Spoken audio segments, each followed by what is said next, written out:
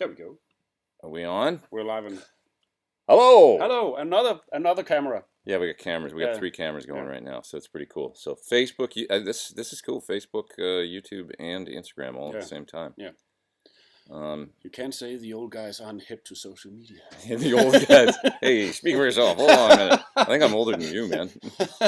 Pretty sure. The young guys. So, hey, and what's up, YouTube? So we don't know what camera to look at. I'm here with Tor, my buddy from TC. We're at the TC World headquarters. Yes, we are. Aarhus. In Aarhus, yeah. In fantastic Denmark.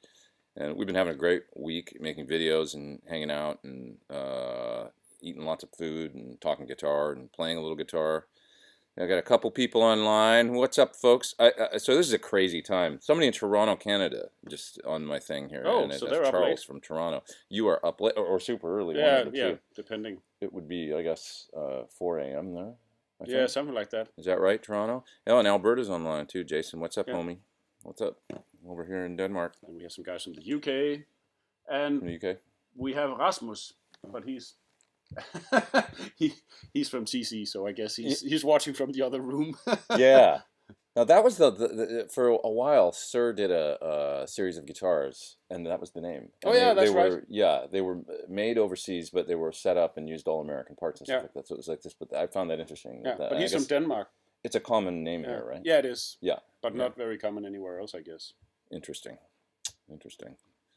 Yeah, we got 70 people online on the YouTube so far. On the YouTubes. That's pretty good. We have around 50 here on. It's a race. Let's see who's got. Yeah. Come on, TC people. Come on, TC people. Yeah. Come on, Pete Thorn people. Get on there. Okay, so we should take a couple questions, right? Yeah. Let's see. Must be in Denmark, considering it's 3 a.m. in the U.S. Yeah, we're 10 a.m. here in Denmark. We kind of had to do it at this time. Yeah. Just scheduling. Yeah. Because we're lazy, we don't want to get up in the middle of the night to do it. And yeah, I guess we could have started at 6 a.m. or something. Yeah. But, and then it would be. But I guess for you probably, most of your casts are actually in, prime U.S. West Coast. It's all over the map, right? It's funny because there's a lot of folks here. It looks like that are in the U.S. and stuff. But when I do the Sunday live show that I do, I get people from all over the place. Yeah. It's just pretty cool. It's like. It seems to be people from all over the. It's the rock and roll people. They'll sleep when they get older, I guess. Yeah, it's true. It's true. I tend to do that.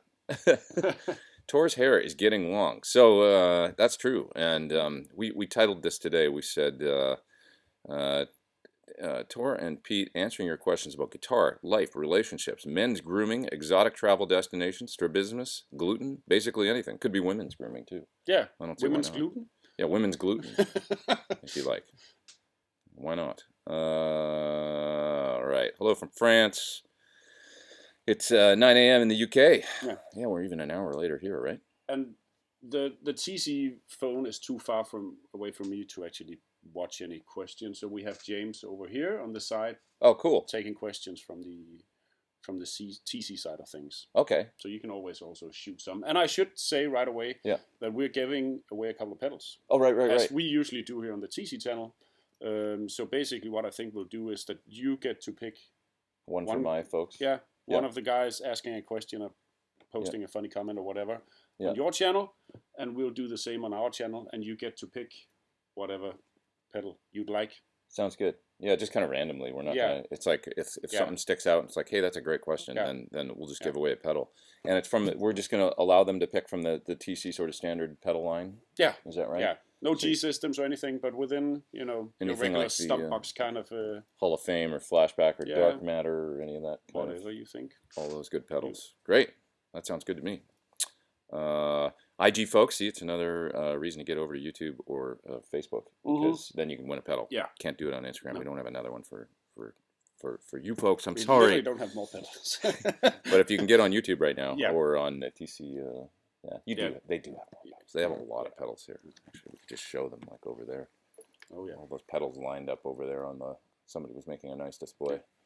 Anyway, it's a cool new studio they have here too. By the way, this room that you're filming in, which is going to be for about a year. And this is right? this has been like the Virgin voyage for this room, I guess. Yeah, doing the videos this week. Yeah, and I'm happy about it, but I think the video guys are even more happy about it because we were cramped into a tiny room before. So if anybody out there is wondering why you suddenly have like concrete wall and TC, it's because we moved into a much bigger room. Brand new room. It's pretty cool. Yeah. Well, okay, so focus on. Well, all right. I'm gonna let it run for another 5 minutes over here because this is cool. Yeah. Got all you IG people, but try and make your way over to YouTube and Facebook and stuff because I'm gonna turn this one off in a minute and. So let's ask some or answer some questions here. Yeah. You got anything over there, I have one James? actually. From the, I can see one right here on my phone if I squint. Now that rosewood is less available, is it a problem for you guys? What are the obstacles? It's an interesting question for guitar builders. Yeah. I know it's somewhat difficult, and folks are talking about using other things like Palfaro. But it's not really the same. It's cool. It's different. The rosewood, as long as I mean, there's just really strict regulations, and you kind of have to follow. It's a lot of paperwork and red tape. Yeah. Right. Do you have a lot of rosewood guitars? This one. This one is rosewood. My model's rosewood, so it's you just have to really. And one thing about Suhr is they don't screw around with stuff like that. Like as far as the legalities and the making sure that everything's done by the book and all this. So it's a lot of hassle actually with the paperwork and stuff. I know that guitar manufacturers are really having to jump through some hoops to still be able to offer rosewood. But as long as they dot their I's and cross their T's, you can still get it and it still works. It's just. But you don't have to do any kind of special certificate when you travel with rosewood guitars. Or... No, I don't think on a personal. That on a personal sort of level, it's affected people. Like personal ownership of guitars. I could be, I'm not a lawyer, so I don't want to like get myself into trouble. But I haven't heard of anybody having any problems like that. It's more just guitar manufacturers buying rosewood and then using it on their instruments. Yeah. They have to really follow some strict kinds of regulations and stuff. Have you talked to John about whether there being alternatives to rosewood? Sound-wise, I guess we all like the look of it. Yeah. But if we set, aesthetics aside, are there any choices for stuff you could use that wouldn't dramatically alter the tone? I'm only going to guess his number one choice would be Palfaro, probably, but I'm guessing. And they use it anyway. Like for example, the classic sort of Reb Beach model, the Koa. The Koa one. That always had a Palfaro. Okay, yeah. That was Reb's choice. So it's cool. It's just different. It looks a little different. And I don't know technically exactly.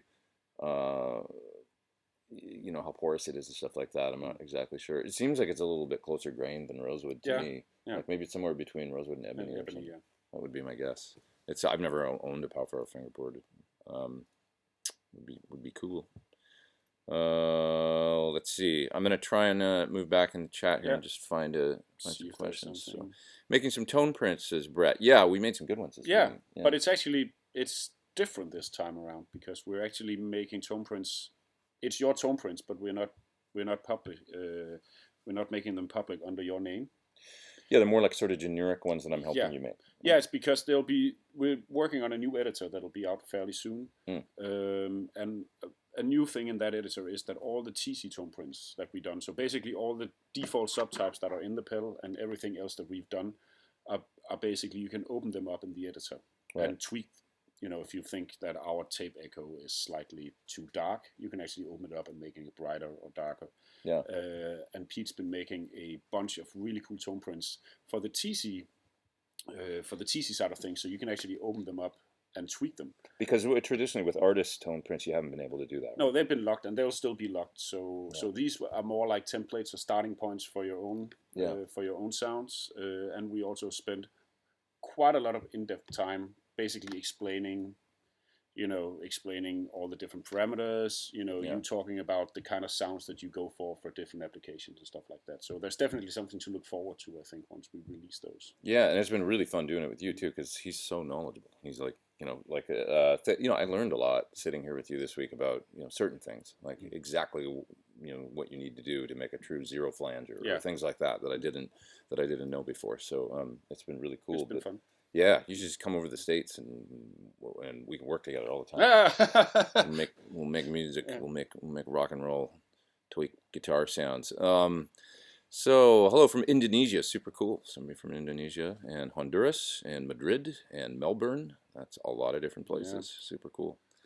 We got about 130 people online. Cool. Not bad for the middle of the night in the U.S. Somebody's asked me if I do private lessons. That's from Benny.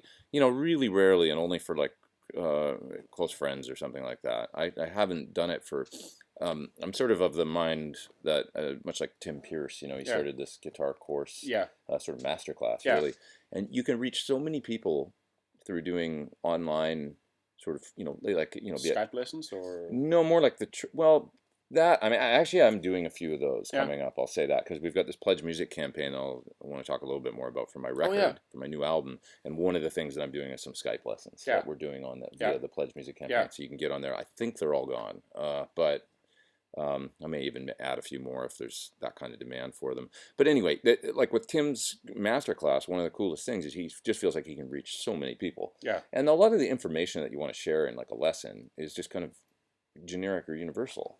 Right? So why not film it and put it in, via TrueFire or Jam Track Central or all these great lessons and courses you can get. I've taken some private lessons in the last few years from people. Like I took a great one from Paul Gilbert. Cool. But he charges accordingly. It's like, you can take a lesson with him, but it's like it might have been $300 or $400, I think, for the hour. Which is totally reasonable because he's Paul Gilbert. But, and it was great. But I would do it again. It was awesome. But to be honest, it was like, the amount of information that I got out of it, I could probably get out of watching one of his videos, which are great. So, that's I feel like teachers are moving much more towards that. Or he does the courses where you can, sometimes when he's on tour, you can go to, like a sort of a master class where he's got a limited number of people. And I've seen some of the video stuff he does. I think one of the cool things he does do is that he'll have all his students send in videos of what they play, and he'll comment on their specific things, because it might be that one guy is, have to focus more on playing melodic, and another person has to focus more on time, or and he'll give a little bit of advice for each individual. That's really cool. That's a great idea. Like something like that, like a little video thing. He did tell me some great, like one thing he told me in the lesson was, I was like, so what are some things you can do if you feel like you're playing the same licks over and over again in solos? And he suggested to listen to classic drum fills. So, I don't know, could be a drum fill from a Rush song, or could be something, a John Bonham kind of thing. And then he said, then write a lick around that. That's rhythmically. Cool. It's not so much about the notes as it is the rhythm, but it really is like, I never would have thought to play that rhythm of because that's a really good advice, actually. It was great. So we kind of practiced it, and he showed me a few different things, so what about this drum fill? And then he's got a great sort of encyclopedic knowledge of so much music. Songs, So he was like, here's this fill from this song, we could play a riff like this. That's cool. So I got some great things out of it. I did. Let's see. Hello from Oslo. What's up, Oslo? Your neighbors. Neighbors to the north, right? Let's see here. Need a good tube amp. Want to spend no more than 2,000. Are you in the U.S.? I wonder, because that could be 2,000. If it's 2,000 kroner, you have the choice of a Fender Mustang or a Fender Mustang, or a Fender Mustang, right? But it could, if it's $2,000, that's a pretty good chunk of money. You got a plethora of amps you could pick from, I would think, at that point. Right? It really depends what you need. I mean, if you look around in this room, there's a old JMP, there's a Suhr Badger, and there's a Twin. And it's like, what kind of AC30? Which sounds amazing. They have some great amps in this room, really, really good. But I just wonder. That question is coming from Jarson. Jarson Falcon. Tell us a little bit about the style you're playing. And then we'll come back to you for sure. It's 5 a.m. in Nova Scotia, I guess it is. 5 a.m. Yeah. Well, we should maybe we'll get some people if we stay on here long enough, waking up in the U.S. and the very far east of Canada. Do a shred for Sweden. Shred for Sweden. There you go. All right, that's my shredding for Sweden. It's 3 a.m. wherever Louise is, or I think I said that. Louise. Sorry, my eyes are so bad, as you guys know. It's hard to read sometimes, the chat. 4 a.m. in Jersey, 1 a.m. in Poulter. What a funny time to do a live chat when everybody's like probably sleeping. But so, you want to answer this one? Oh, TC and Behringer. Yes, our TC and music group. So yeah, it's true. TC got acquired by Music Group, which is also owns Behringer and a bunch of other companies as well. Who else? Tannoy, right? As well, or no? Well, so basically, TC Electronic was part of a bigger group of companies. Yeah. Called TC Group. Even before we got acquired by Music Group, and we in that group of companies were TC Electronic, TC Helicon. They do vocal products. Right. Tannoy. Lab Groomen. They do power amps for big rock concerts, installations like clubs, festivals, hotels, pretty much anything you can think of in like need big power solutions for speakers. Okay. Let me see if I can think of all of them. Christ. But a whole bunch of bunch of different ones. Yeah, everything from pro audio to guitar products to vocal products. Exactly. And then we got acquired by, TC Group got acquired by Music Group, which is Behringer, Bugera, Midas, Turbo Sound, and a bunch of other companies as well. Similar almost. Yeah. Turbo Sound, Midas is like Pro PA. Yeah. So if you lump it all together, we pretty much have our finger in every part of the music industry, with the exception of making guitars. We don't make guitars or basses or instruments in general. Yeah. We do synth though. You could consider that an instrument, I guess. Maybe. Keyboards? I don't know. Damn keyboards. Yeah. No, we're just kidding. Kidding. We love the keyboard players. Yeah. Definitely. So yeah, we got acquired, and I don't know if the question is just TC and Behringer, so I don't know if there should be a follow-up information on that. But yes, it's true. That's good information. I know that they also own, they make professional mixing consoles like Midas and Turbo Sound, which is like, so it's a big company. Wampler Plexi Drive. This is coming from Tanner. How is it? Great. So I really like Brian Wampler's take on many of the sort of Suhr Marshall flavored pedals. Yeah. I mean, Wampler makes a lot of great pedals, but the Plexi Drive and the Pinnacle is sort of more of the I have a Plexi Drive at home. You do? It's a good pedal? Yeah, it's a really good pedal. So, and thanks to Jason for sending it to me. Yeah, Jason from Wampler. Yeah. No, it's good stuff for sure. Hard to go wrong with that one. It does that thing really well. Greetings from Brazil. What's up? What are you eating? Well, I went out for sushi with these guys last night. And that was pretty good, yeah. And you went to the fancy restaurant in Kayla restaurant. Yeah, in the villa. Exceptional. It was unbelievable, actually. Yeah. So really great wine and great food. Yeah. And street food. So we've been around. Yeah. Little low key stuff and a little bit more fancy. A little bit more fancy, yeah. But they take their food seriously here in Denmark. And that's kind of in the last 10, 15 years, right? It's really exploded as far as the culinary... It has. I mean, I think, well, it's been like that for quite a few years, but I think it really took off because there's this restaurant in Copenhagen called Noma. Right, it's been voted like best restaurant in the world consecutively for a number of years. Yeah, and was featured on Anthony Bourdain's show. Yeah. And they closed for a few years to kind of rebuild the entire restaurant, and they just opened again. Oh wow! So, and I haven't eaten there. It's really expensive and really fancy. I'd like to go sometime. Yeah. It's either that or have a place to stay, I guess. Right, you don't want to be out on the street here. It's awfully cold for that. Let's see here. Benny Jones says, from Detroit, Michigan. Sorry, it's hard to talk. Answer my question, dude. Do you do private online lessons? So hopefully we answered that, Benny. And I don't really, but I am doing a few for my new album release. I'm doing some Skype lessons, sort of very limited for the Pete Thorn 2 album release. Yeah. And then beyond that, I plan on doing, probably more when I have some time and stuff with Jam Track Central.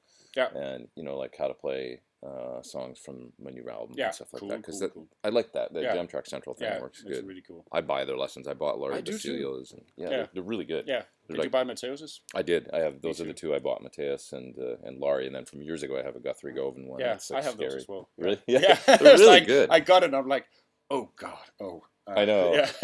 I got a certain way through amount of like licks Waves into a certain. No, it was one where he's playing the kind of. It's actually Suhr that's this color. I think it's Ocean Turquoise Strat, and he's playing.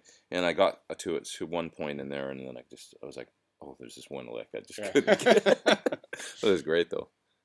So good. Let's see here. Hans needs some gluten-free pedals. I think we can look into that. Yeah, I think they're No gonna. gluten was harmed making these pedals. They're gonna make those. What's the best way to catch a fish? Probably in a giant net, which is the problem with. Do you fish? I never fish. I don't fish. I have quite a few friends who fish. Here, and they, sure. Yeah, they're trying to get me to do it, but I honestly, apologies for all the fishing aficionados, but I couldn't think of anything more boring than fishing. It's true. It's true. I'm not a fisherman. Can't help. Should we get some questions from your Facebook? We got to hit you up, James. Do you have some TC? There's people ask. I don't know how much people can hear me, so you might have to repeat the question. Yeah. Okay. Yeah. Someone just wants to hear some pedals. That's fair enough. We can maybe get to that in a bit. Yeah. What should we play through? But, you want a question, and then some some playing. Jesus. Okay, here's a good one for Pete, or maybe both. I'm not sure. When you do demos of pedals. When we do demos of pedals, yeah. Do you have an idea in your head already of what you're going to play, like when you're going into that demo, or is it sort of comes spontaneously, or the pedal affects what How do you feel about that? I rarely do demos. I think it's more your. It's completely dependent for me on, like, okay, if I gotta close the screen, just put it down for a second here. But if I turn off these two pedals, like turn on the fuzz pedal for a minute, and so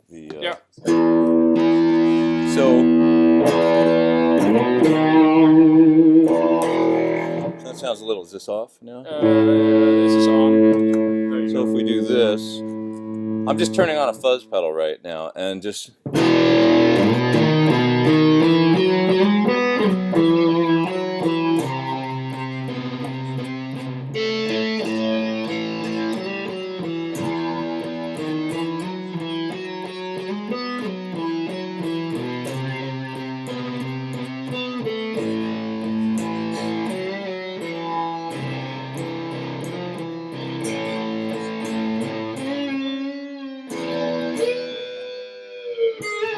So I might play something like that, and then I'll go, okay, that sounds appropriate for that pedal. But really, I have no idea. It's just like the tone of the pedal just sort of dictates some... what you're going to play. Yeah. And it's because it's kind of a slow attack on that pedal. It's a little squishy. Kind of, So I feel like doing something too... It's too squashy, so I didn't go there. I just thought, and it's like kind of attack kind of thing. So I go, I don't know, maybe a slow kind of like 90s sounding, you know.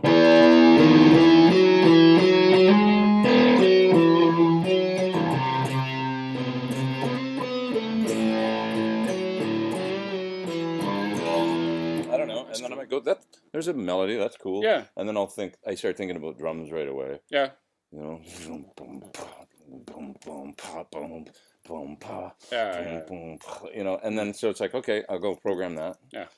And then get a basic thing of that going, and then go, okay, now I got to go somewhere else for the second half and just take off. Maybe try a different setting on the pedal with more mids or something, you know, do some lead thing or something. But that's kind of how I did. I just exactly what I just did. I had no idea what I was going to play, but I just turned something on, and then the pedal always sort of dictates, you know, like, let's turn that off and do something totally different. So, sorry, I got to go behind the computer again. I'll turn on the chorus pedal, and then maybe we turn on the compressor for a sec. It's here.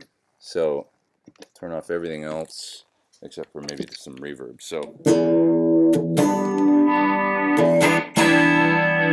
So, okay, so maybe... Yeah, so maybe for chorus and compression or something, or maybe this would be for the chorus or the compressor, but it's kind of a slow, normal chorus, so maybe a...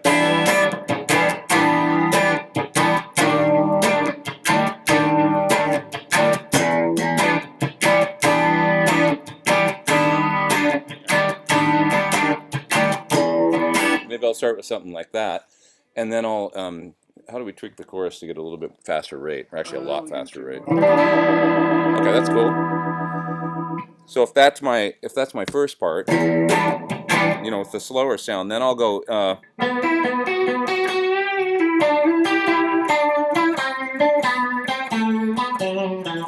And that'll be my melody or something, and I'll layer that. I'd probably set the depth deeper so you can really hear the you know, warble. With the warble. But so I'm just thinking, like, you know, clean part with the slow rate, and then like a melodic part with a fast rate, and I'll layer those two. Yeah. But I just let exactly what I just did. I don't know. I just let the pedal steer me. Yeah. So it's listening to whatever sound is coming through and basically just started to write. Yeah. Yeah. Just play something. Like I don't self edit, as you can tell. Like literally what I just did is and if I go, well, that was cool. Like I don't know, this chord progression is cool. And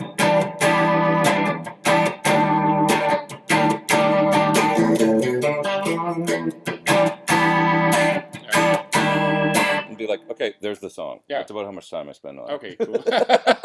You know, and then I can write a melody over that, and then we got to figure out where to go after that. So maybe go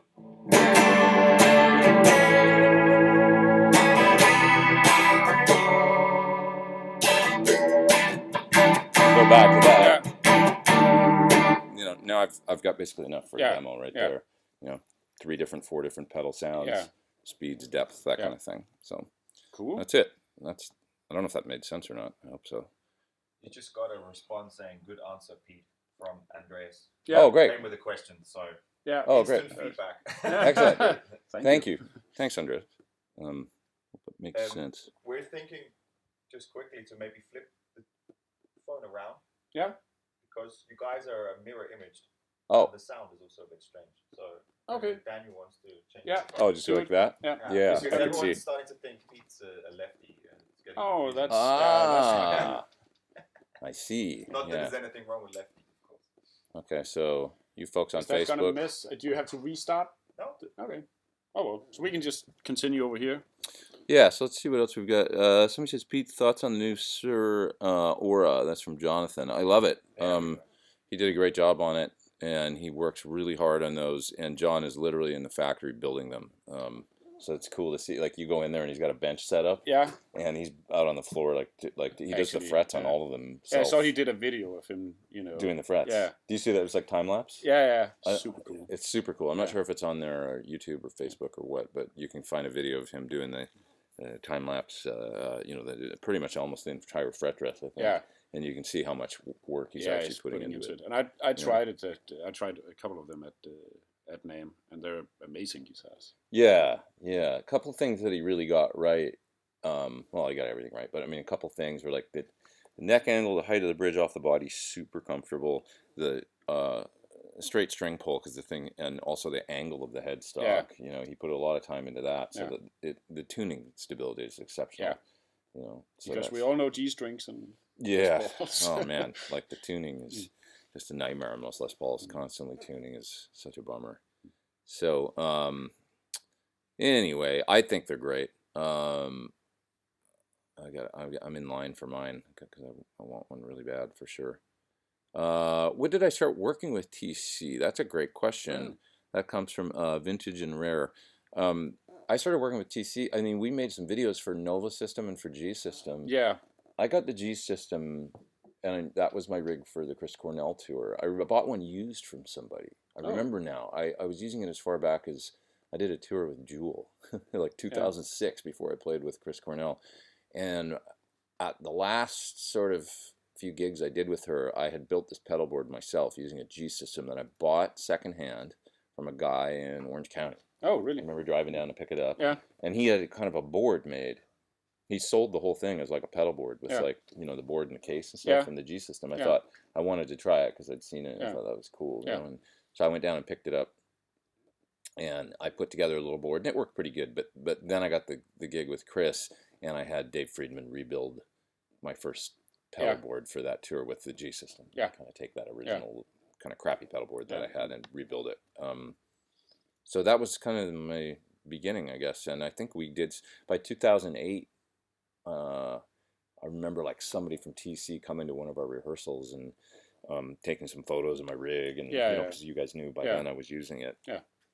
Yeah, and then I visited you here in this building in 2009, I think. Yeah, I think you were on tour with Chris, so you and Yogi were out here, I think. Yeah, we came out and hung out, which was really cool. That's right. It's been a while. It's been a good long while, that we've been doing stuff. I made Nova System videos, G System videos, which are still online, I think. Okay. Let's see here. Difference between a Suhr Riot Mini and TC Mojo. I would say the Mojo Mojo maybe has more of kind of like, from just having used it here this week, it's more of an overdrive. Yeah. The Riot is more of a hard clipping distortion, Yeah. so the Riot would have more in common with the Dark Matter. Yeah. Actually. Yeah. I would say. Yeah. Although the Mojo Mojo can get pretty dirty. It can get pretty dirty, but I think they're fairly different. And I don't have a mini Riot, but I do have a Riot at home They're the same. that I really like. Yeah. But they're very different animals. Yeah. You know, the Riot is more gain, much tighter. Yeah.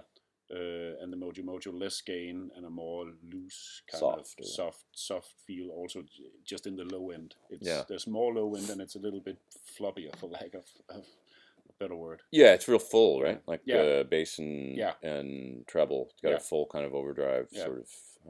Maybe sounds like, I don't know, like a is it American style breakup? Or Yeah, a little bit. Like yeah, if you had to little bit. compare it to an amp sound. Yeah, American style more than a British style, which I guess the Riot is a little bit more in that kind of Definitely. tighter British style. Yeah, kind of. So, yeah. All right.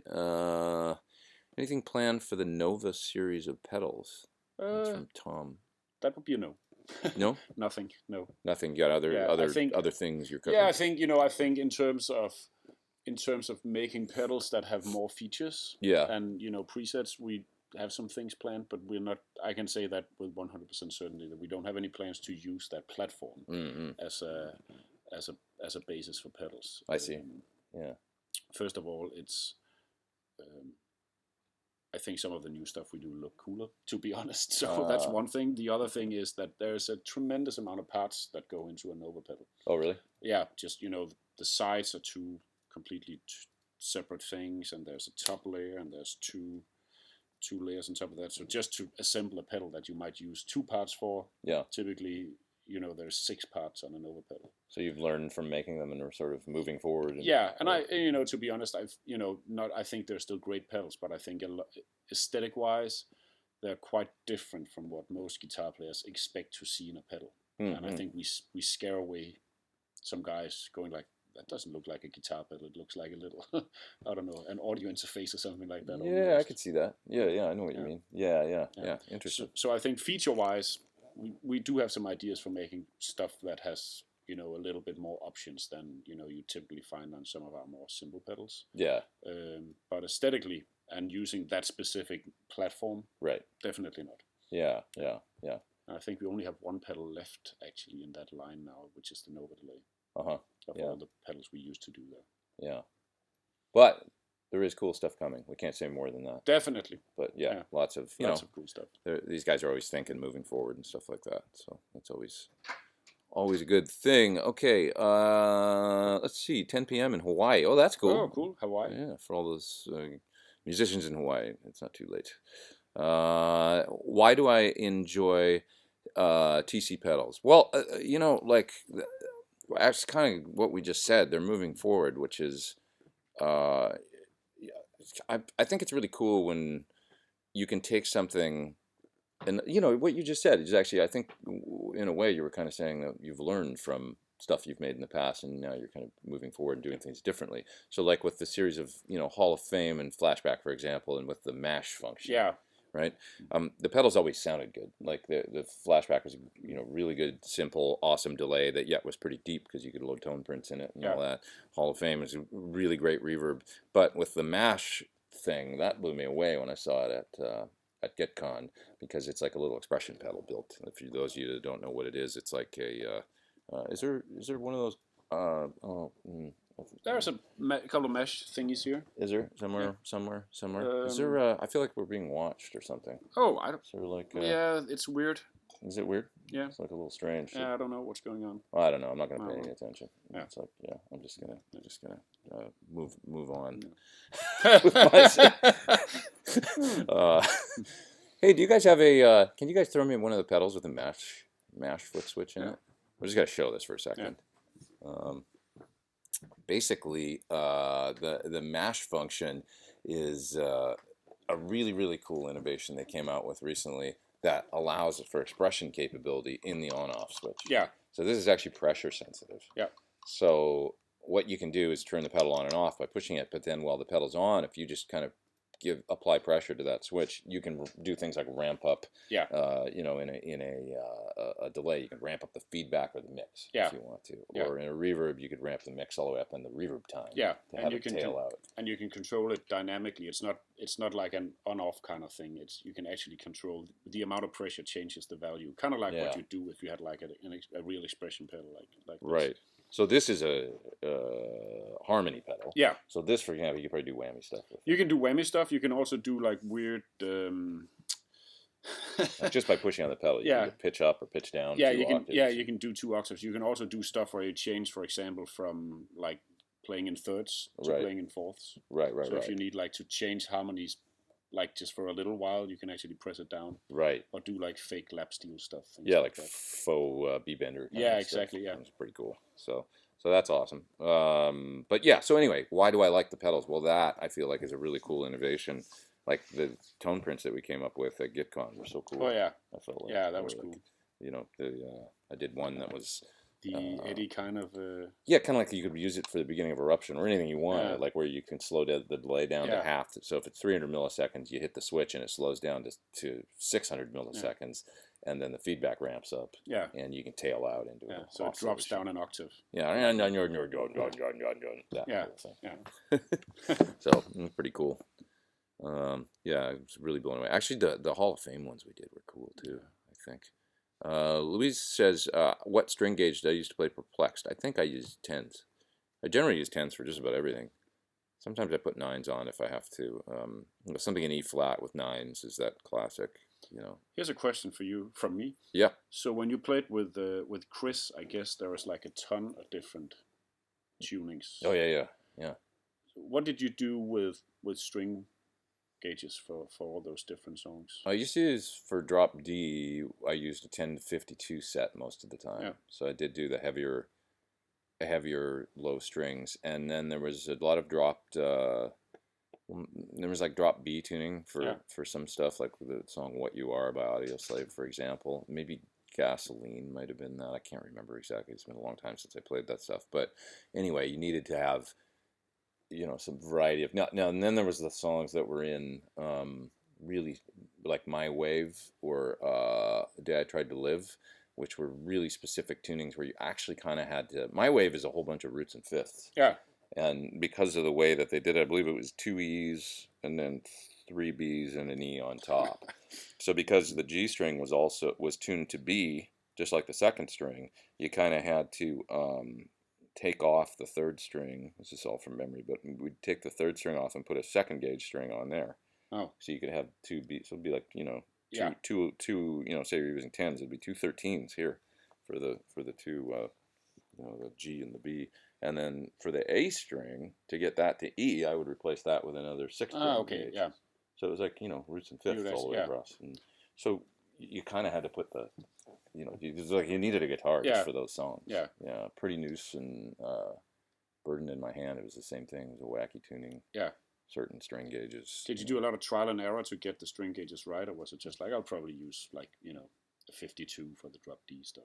Yeah, I kind of just went, well, it's going to sound tighter and heavier. Yeah. It kind of, what I've come to realize though is like for example, Ty Tabor from King's X, you know, I don't think he uses real heavy string gauges. Those guys tune to C. Yeah. And what I started to realize is you just control your technique, and it's also sort of part of the sound, and it's kind of cool. Yeah. If it's a little out of tune. It's bendy and yeah. The pitch wavers a little bit more with softer strings. Exactly. It's not, and it can be it can sound sludgy and kind of heavy. Yeah. It's not like supposed to be some of that music's not supposed to be like metal, like, you know, like super tight, and there's actually this sludge to it that and the little bit of pitch bend you get, you just need to learn how to tune the string a little flat, so that when you hit it, it goes sharp, and then it kind of drop a little bit. Drops a little and comes in. You get this, it gives a kind of a movement. Yeah, same with Black Sabbath, I guess. Totally. Yeah, because he couldn't even play heavy strings. Because of the finger. He had the accident. Yeah. So I believe he used his 9s or 8s. Or something, right? Tuned down. Yeah. And it was cool. Yeah. I mean, they're the prototype of that whole, for sure. Pretty cool. So we got 161 people online. Looks like that's pretty awesome. James says, could I use the Sentry noise gate as a way to keep my Rockway Archer a little more quiet? You know, absolutely. That's a very similar thing to what I do live. I've been using the Sentry noise Yeah? gate. Yeah, because I have a lot of pickup noise. There's a lot of what do you call it, like RF or whatever from, I believe it's from power lines, where my studio is, and so even humbuckers are quite noisy, I find, with gain at my place. So I use the Sentry quite a bit to keep cool. Yeah. And I guess a lot of the stuff, a lot of the artists you play with, there's a demand that you're noise free. It's not a Jimi Hendrix kind of, I'll play single coils and have fuzz on and it's fine. But there's like, nobody's ever asked me. No. Like, your guitar is awfully noisy. I've never had that, but I always catch it before that happens. I guess, like in particular, the Rockaway Archer was a terrific pedal, Steve Stevens rocket pedal, Rockaway Archer. Yeah. It has an EQ in it though, and as you know, with any EQ, when you're adding gain, you're basically adding noise at that frequency. Yeah. So it gets a fair, because I love to boost those mids up. Just almost like stuck wah sometimes, and it just adds hiss. Yeah. So I'll put a gate after that, only after that pedal in a loop of my loop switcher. Yeah. So my lead sounds pretty much dead quiet. Oh, cool. Yeah, so that works good. So yes, you could totally use a Sentry for that. Sentry's a really good gate, I have found. The Mimic pedal, I have used it a little bit, but not that much. Brian's asking, have I tried it? So John Petrucci used it the other day, right? Yeah. And he called you. Yeah, he called me to get, or him and Maddie called me to get some tips on how to set it up. They tried a few different ways of setting up that didn't work, but in the end, they found a way to make it work. Which was splitting out to the inputs of 2 amps. Right? Yeah, basically using 2 amps. Yeah. Because the problem when you double anything is phasing issues. You might even get it from just playing in a stereo rig with 2 amps, that you might get into that. And this becomes even more prominent when you have a pedal that's basically designed to add latency to one side of the signal chain. I see. So you can use it in a mono setup, and you can also use it in more of a traditional kind of stereo setup. But we have coffee. That's thank you. This one's black, that one's green. Coffee to replace my coffee. That one is black, and that one is that's cream. Cream. Cafe cream. Cafe cream. What do you want, Pete? I'll take a cream. Yeah, sure. Thank you very much. Appreciate it. So guys, sorry not to. No, it's cool. I just wanted to tell people that, geez, we had 400 people on Instagram. Wow, that's great. Unfortunately, I'm gonna share that video. I guess I didn't realize this, but it fills up your phone, so my phone filled up. Oh, really? Yeah, wow. Yeah. So apologies if anybody's moved over to the, I don't know, you can't hear me now anyway because it was on Instagram, and I had to cut it off. So it just kind of died? It kind of died, yeah, but that's fine. Okay. We told people that we were going to be over here mainly. So. We had a party on Instagram, and we threw 400 people off just like that. Just like that. Get out. Yeah, it was kind of the biggest, but maybe some folks will come over here now. Because it screwed up. Sorry, so the Mimic... we should explain what it is. Yeah, we probably should. Yeah, so basically it's a pedal that's designed with one specific purpose in mind, and that is doing natural sounding doubling. So you can sound heavy if you're thick, right? Doubled. Exactly. Yeah. So I've been playing metal for a long time, and the classic thing that you always do in pretty much any metal band when you go into the studio is that you'll at least double. Right. In my band, we typically quadruple the guitars. Because it makes them thicker. So Metallica, for example, is also famous for doing quadruple guitars of everything they do. And it always kind of bugged me that you couldn't get that sound live. And there's been a lot of different, a lot of guitar players tried to kind of replicate the sound of real double guitars live by using either a pitch shifter or a slight delay or some kind of chorus to kind of mimic that sound. Yeah. But it doesn't sound the same because they're all kind of, let's say, for example, that you add 7 milliseconds of delay. Okay. It's always 7 milliseconds of delay. Right. And if you imagine the two of us playing the same riff at the same time, the sound of real doubling is the fact that sometimes we'll hit the string at exactly the same time. Right. Sometimes we'll hit it, let's say 3 milliseconds apart. Sometimes it'll be 7 milliseconds apart. It changes all the time. Random. And also how hard we pick the string. If maybe you bend the string a little bit, so there'll be a slight pitch change. Yeah, sure. So all these things kind of add up to what actually makes it sound like real doubling. And we basically created a pedal that takes all of these different variants and puts it in a pedal. And it has kind of like on a compressor, it has an onset, which basically means that every time you hit the string, it re-triggers the algorithm. So it changes the delay, the pitch, the EQ, all these things at the same time to make it sound like there's a real extra guitar player playing the same riff that you're doing. Cool. So that's the idea of it. So anybody playing live wanting to get that kind of doubling sound, that the pedal is for them, basically. So you could use it in front of 2 amplifiers to get a stereo kind of doubling effect, or you could use it maybe in the effects loops, like send out of a main head into the pedal, and then take the stereo outputs of it into the returns of 2. Exactly. The main head as well as a second one. What do you think's a better way to use it? Exactly. Interesting. You mentioned John before. He tried both things, and what works best for him is having it in front of the amps. Okay. And the reason why is that he's playing typically with a lot of gain, and his guitar is also quite high output. Mm-hmm. And the algorithm basically works like a compressor in the sense that there's a threshold that you have to hit.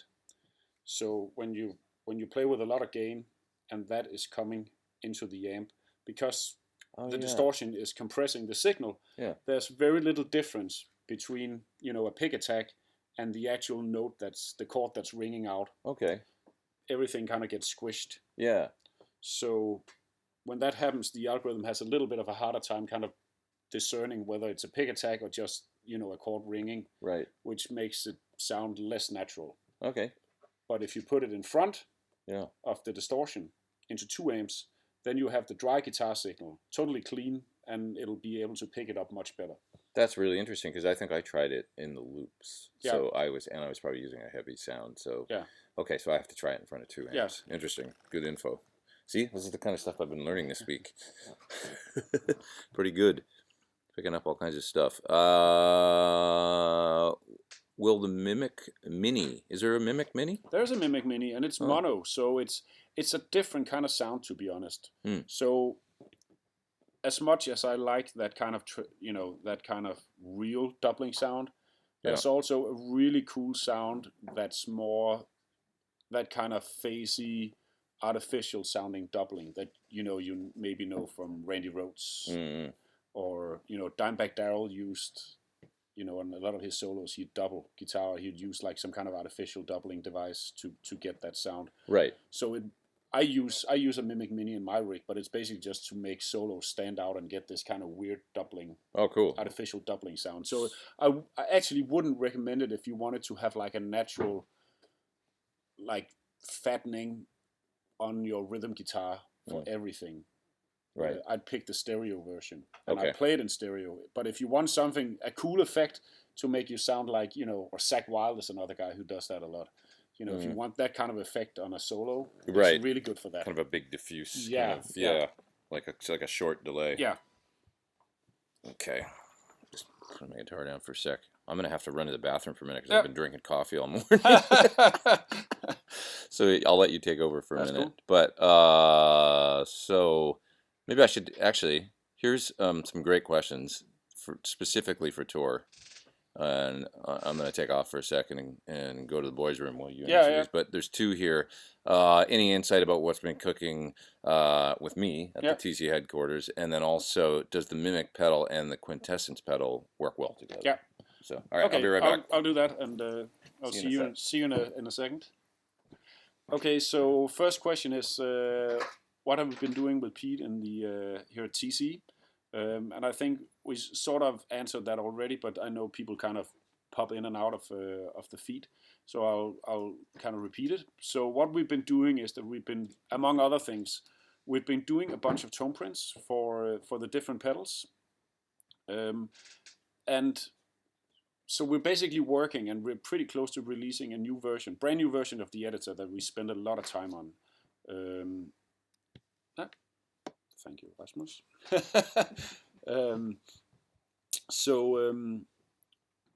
So one of the new things in the editor is the fact that all the TC tone prints are now editable.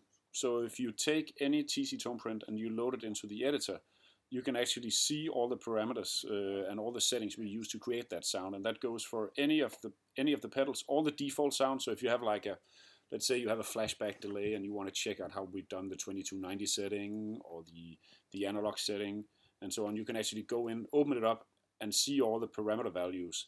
And the other cool thing is that you can change them. So if you go and you check out, say, our modulated delay sound, and you go like, oh, I wish it was a little less modulated, you can just go in and change, the depth or the speed or the mix to suit whatever need you have, and store that on TonePrint and load it into the pedal.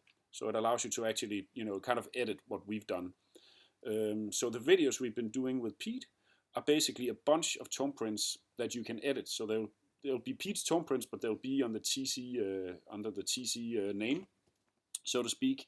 And along with that, we've made a bunch of videos where we kind of describe in detail, what Pete's going for, because as you guys all know, he has amazing sounds. So he's kind of explaining what he's looking for in all these different effects, and then we're trying to dial something in that you guys can use as starting points for your own sounds.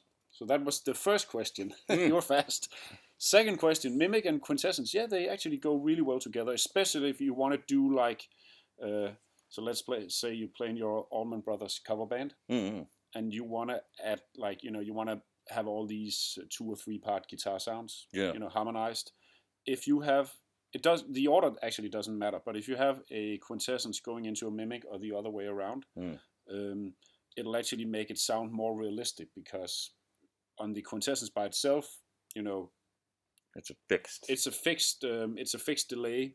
You can actually choose a delay, but it's fixed. So you can say, I want all the guitars to come in at exactly the same time, your dry guitar signal and the up to 2 harmonized lines. But if you put it into a mimic, it's actually gonna randomize the harmonized lines. So yep, that's cool. Yeah. So you could get a split with like it really sound like more than one person. Yeah. But that's cool. That's an interesting question. Yeah. That could be a real contender for my favorite question. You want to take a few TC ones, maybe, if we have any? Yeah, sure. That was Leon. Thanks, Leon. Leon Barron. So Leon Barron. I'm gonna pick a favorite question at the end, but if you guys can write that name down, that's a really good. That's a well thought out question. So for a pedal winner. Yeah.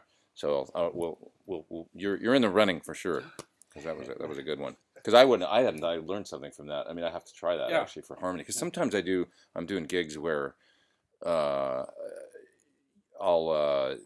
do the harmonized thing, certain things. Yeah. I've done it with different artists that I played with, where I got to mimic a harmonized line. That's the 2 pedals you make. Yeah. But and that sounds like that could be a really useful thing, using those 2 pedals together. Let's see here. Oh, do you guys have a question? Sorry. Oh, sorry. Yeah, sure. Yeah.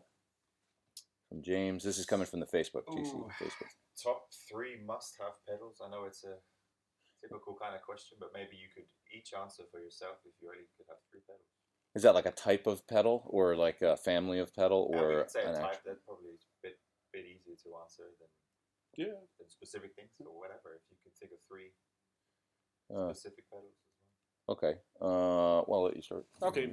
First of all, it depends on the amp, I would say, because if I had an amp with a significant amount of gain, I might not need. If I had like your signature amp, I wouldn't need a drive pedal. You don't need a distortion. Yeah. Right? But if somebody, if I had like our AC30 over there, the first pedal I'd pick would be a distortion pedal. Yeah. So let's just say that I have a clean amp. It makes things a little easier. I would get some kind of distortion, overdrive kind of thing. Probably distortion, because I like to be able to have quite a bit of gain, and I can always turn, the drive down. Yeah.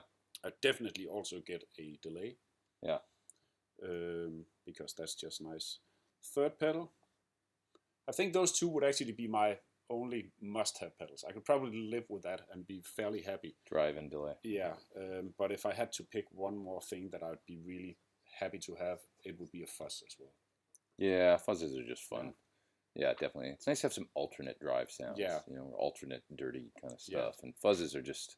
I actually like fuzz more and more these days. Yeah. It's like, really, I'm finding that the fuzz kind of thing I'm just bonding with more and more. So I have a few of my favorites. Yeah. But you guys got some great sounding fuzz pedals. This one is really cool. What's this one called? The honeypot. The honeypot. Yeah. So it's muffy, right? Yeah, sort of. it is. Yeah, Yeah, and it's cool. That's what I was playing through a little while ago to play that riff. It's fun. It's a nice pedal. My favorite fuzzes have been for the last few years have been the Starlight, which is a Crazy Tube Circuits pedal. Oh, I haven't tried that. Not a big company, but it's a great. They make great pedals, and they come from Greece. Yeah. And that Starlight fuzz is super cool if you're a person that doesn't generally bond with fuzzes, or you're like, I don't get fuzz. It's like a great pedal for that, because it almost sounds like a great distortion at lower gain settings. Yeah. It's quite gainy. Yeah. And then as you turn it up, it's just got that fat kind of sputtery kind of. It's not even really sputtery ever. It's a little. It's never like primitive sounding. Oh, okay. Yeah, but it does this beautiful fat lead tone where you can just plug it into a clean amp, and it's like, that sounds amazing. Just sit there and play forever with it, and riff on it. It's cool. But my as far as favorite, yeah, I mean, I like having a compressor because I like playing clean, and so I like having a good compressor. Some of my favorite. I've been using the Wampler Mini Ego Comp quite a bit lately. A good one. Yeah, it's real nice, small. Yeah, because my board is smaller. Oh yeah, so. I have the big one. The bigger Ego Comp. Yeah, they're good sounding, really good sounding. And the Suhr Koji's great. I love the Great Big Origin one, the Cali 76. Oh, yeah. But it's big. Yeah. It's just big. But I do use it in the studio sometimes because it just sounds. It's a good sounding. Yeah, it's a great always on kind of thing. This sounds great. So they've got this compressor pedal, the Hypergravity it's called. Yeah. Is that right?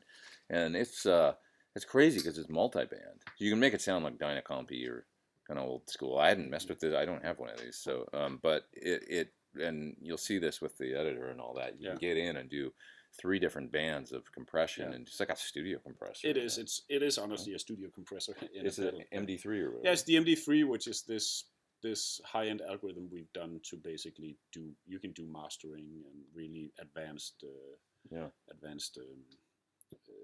studio compression with it that we kind of tweaked to work better for guitar. Yeah, but it's at the heart of the algorithm, it's basically an MD3 you get. That's amazing. Again, a pedal. So this is something that I actually wrote because I was writing my column this month. I was here trying these different pedals, and it occurred to me that there's this sort of blurring of the lines between pedals, software, almost like rack effects. Like it's getting, you're able to now take these crazy algorithms. It was essentially like a mastering compressor, studio mastering. They used System 6000, which was your high-end flagship kind of thing for broadcast and studios, right? And now you can put that in a guitar pedal. Yeah, it's like, it's crazy. So it's processing power. Yeah, right. And costs come down. Yeah, it's like the sky's the limit, folks. I should move down a little bit further in the chat here. So, and that happens sometimes. It jumps. So I have to go all the way. Yeah, kind of find where we were. So, okay, I'm going to attempt to just for a second here. Do you have another question from Facebook? I think there's maybe some demand for some tones to hear you play a bit. If that's cool. Okay. Guitar again. We got a whole bunch of pedals set up here. Someone did ask about. Well, they said if you could, in one sentence, give us some inspiration of how to solo better, what would you say? But maybe you've got some sort of practical example. So honestly, if we hit the dark or maybe even the fuzz. So honestly, my number one thing I'm just sorry about the screen there. I'm just getting some echo. My number one thing is the bending, and it's like not enough people work on bending and vibrato these days. So like, I can remember when I used to teach private lessons a lot, being able to, I would get my students to first of all be able to bend in tune. So just practice, hitting, say the A note on the high E string, and then bending G up to A, and making sure you can do it in tune. It's gating a little bit, so I'm actually just going to use these two, I think.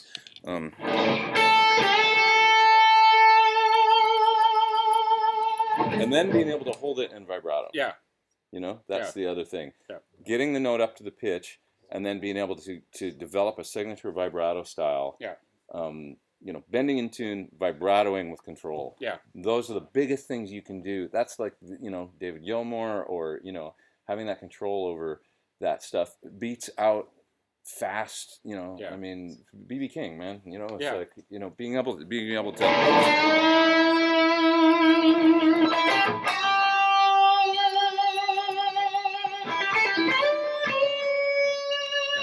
you know, bending up to the fourth and then to the major third, Yeah. you know, and then maybe the minor third.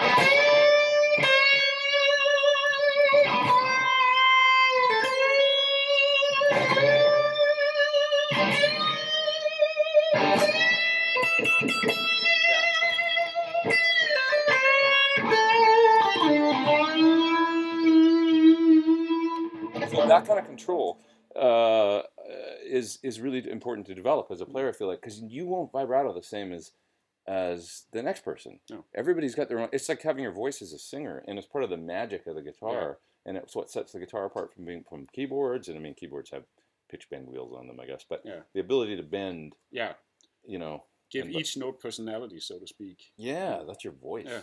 You know, so well, I remember students like coming in, and I would get them to do that stuff, and then invariably when I'd try to get them to bend up a whole step, would sort of sound like this at the beginning. I go play the high E string and then bend the second string, and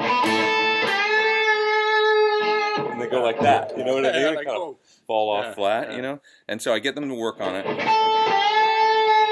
and then after a couple weeks,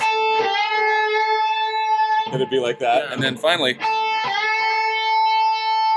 Okay, we got that now. Now see if you can add a little bit of shake to the note. And it would always go like that. But then, you know, I remember one week, this one guy coming in, he was like 16, you know, I was probably 17 or 18 and teaching, that was when I used to teach like 30, 35 kids a week. And I can remember one week he comes in and he's like,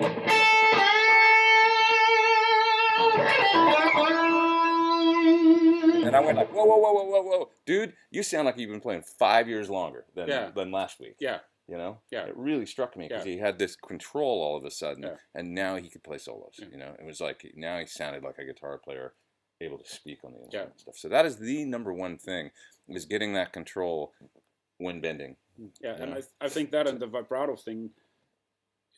I've seen guitar players who can play super fast, really technical stuff, but as soon as they hold a note and start vibratoing, it's like this kind of erratic thing. And as you said, you know, it's not like there's one correct way of doing it. If I think of like, you know, different great guitar players with very different styles of vibrato, like Clapton, like kind of a small, really amazing, sweet vibrato, and then on the other end of the scale, somebody like Malmsteen, which is like wide.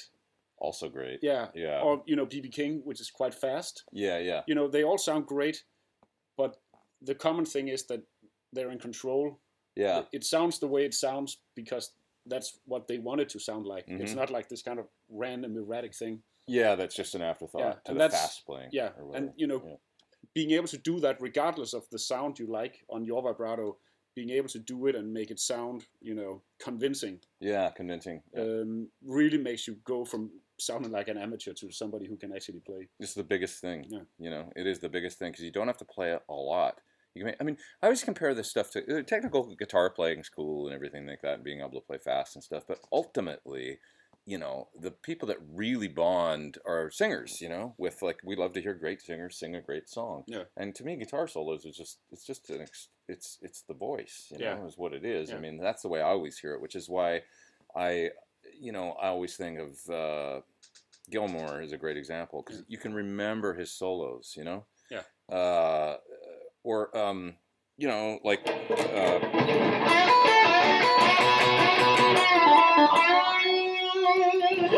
right?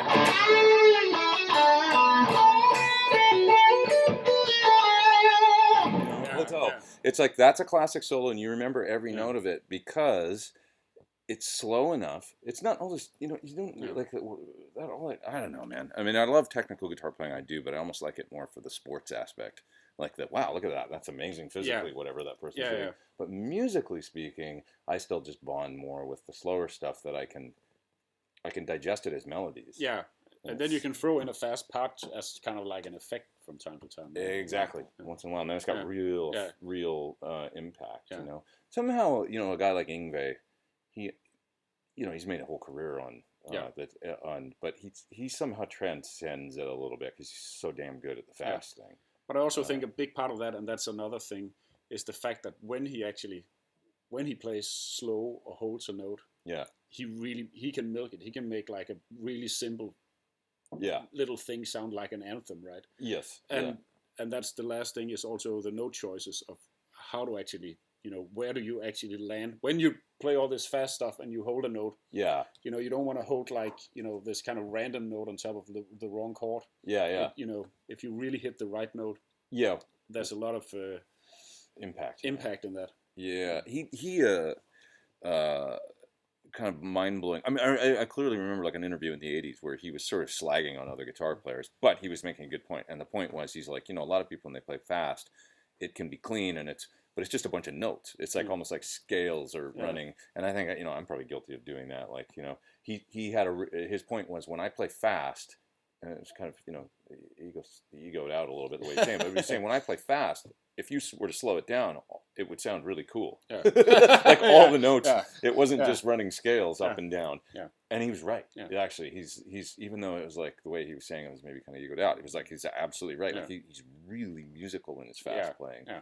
And so maybe that's why he sets himself apart a little bit. He's a different kind of, exceptional guitar player. But anyway, that's the number one thing. Working on that kind of the control over the bending and vibrato will really help you to sound, to move forward in your soloing. No. You see anything else? It said more. I was just thinking of that Malmsteen clip of "More is More." Oh, more is more. He's like, of course more is more. Yeah. Less is more? That's bullshit. More is more, obviously. If you can play like him, I would qualify that. Then maybe it is. More guitar. Somebody says that they love the April Fool's video that you did. Thank you. I can't unsee that picture on Instagram. No, me neither. Yeah. And neither can my girlfriend. I think she already bought me like a gym membership. It's like, that's not really what you look like, but I want you to look like that. That's amazing. Okay, maybe do some sound lesson or masterclass collaborations between Pete and Thor. That's actually what we did pretty much. That's what we did this week. Yeah. So you'll get, that's coming basically. Just working on tones, and it was very informal. Like we just kind of used the editor, tweaked a bunch of these pedals, and came up with a bunch of things. And I asked you a lot of questions. Yeah. About. Yeah, and we discussed things, and you kind of get I think you get an inside view on how to develop some cool guitar tones. Yeah. It was really fun, actually. It's been a great week of doing this kind of stuff. So that'll be coming soon. I'm not exactly sure when, but. What string gauge did I use in the Groomed Noodler video? Bends look and sound more expressive than what you get on your Fender. No, it was 10s. I'm thinking Groomed Noodler, I was playing my 335 in my studio, and I just, it's just 10s. 10s in a 24 3/4 scale, though. Okay, what am I plugged into? A Badger, and we're playing really quiet because we don't want to overload the mic. So it's like set at talking volume, right? Yeah. And we've got the Dark Matter, and what else is going right now? The Alma combo. So this is, and a flashback delay. So this is kind of like running a tube screamer into an ampy distortion, I think, right?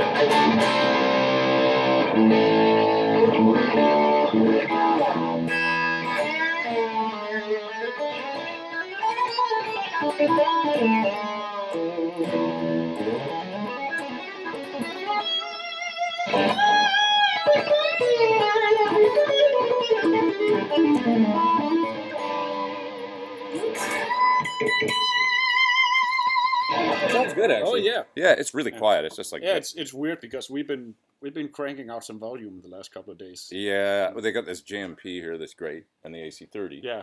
And we ran them in stereo for some of the stuff we did yesterday, and it was like, man, that is a guitar tone that I could live with. Yeah. Right? It wasn't quiet, but it was great. It wasn't like excessively loud. Probably if you were playing with drums, it'd be perfect. But my left ear is a little burned from the amps are on that side. Yeah. Really fun. All hail the classic AC30, because that amp is. Oof. I mean, the Marshall sounds great too. Yeah. Excuse me. Alrighty.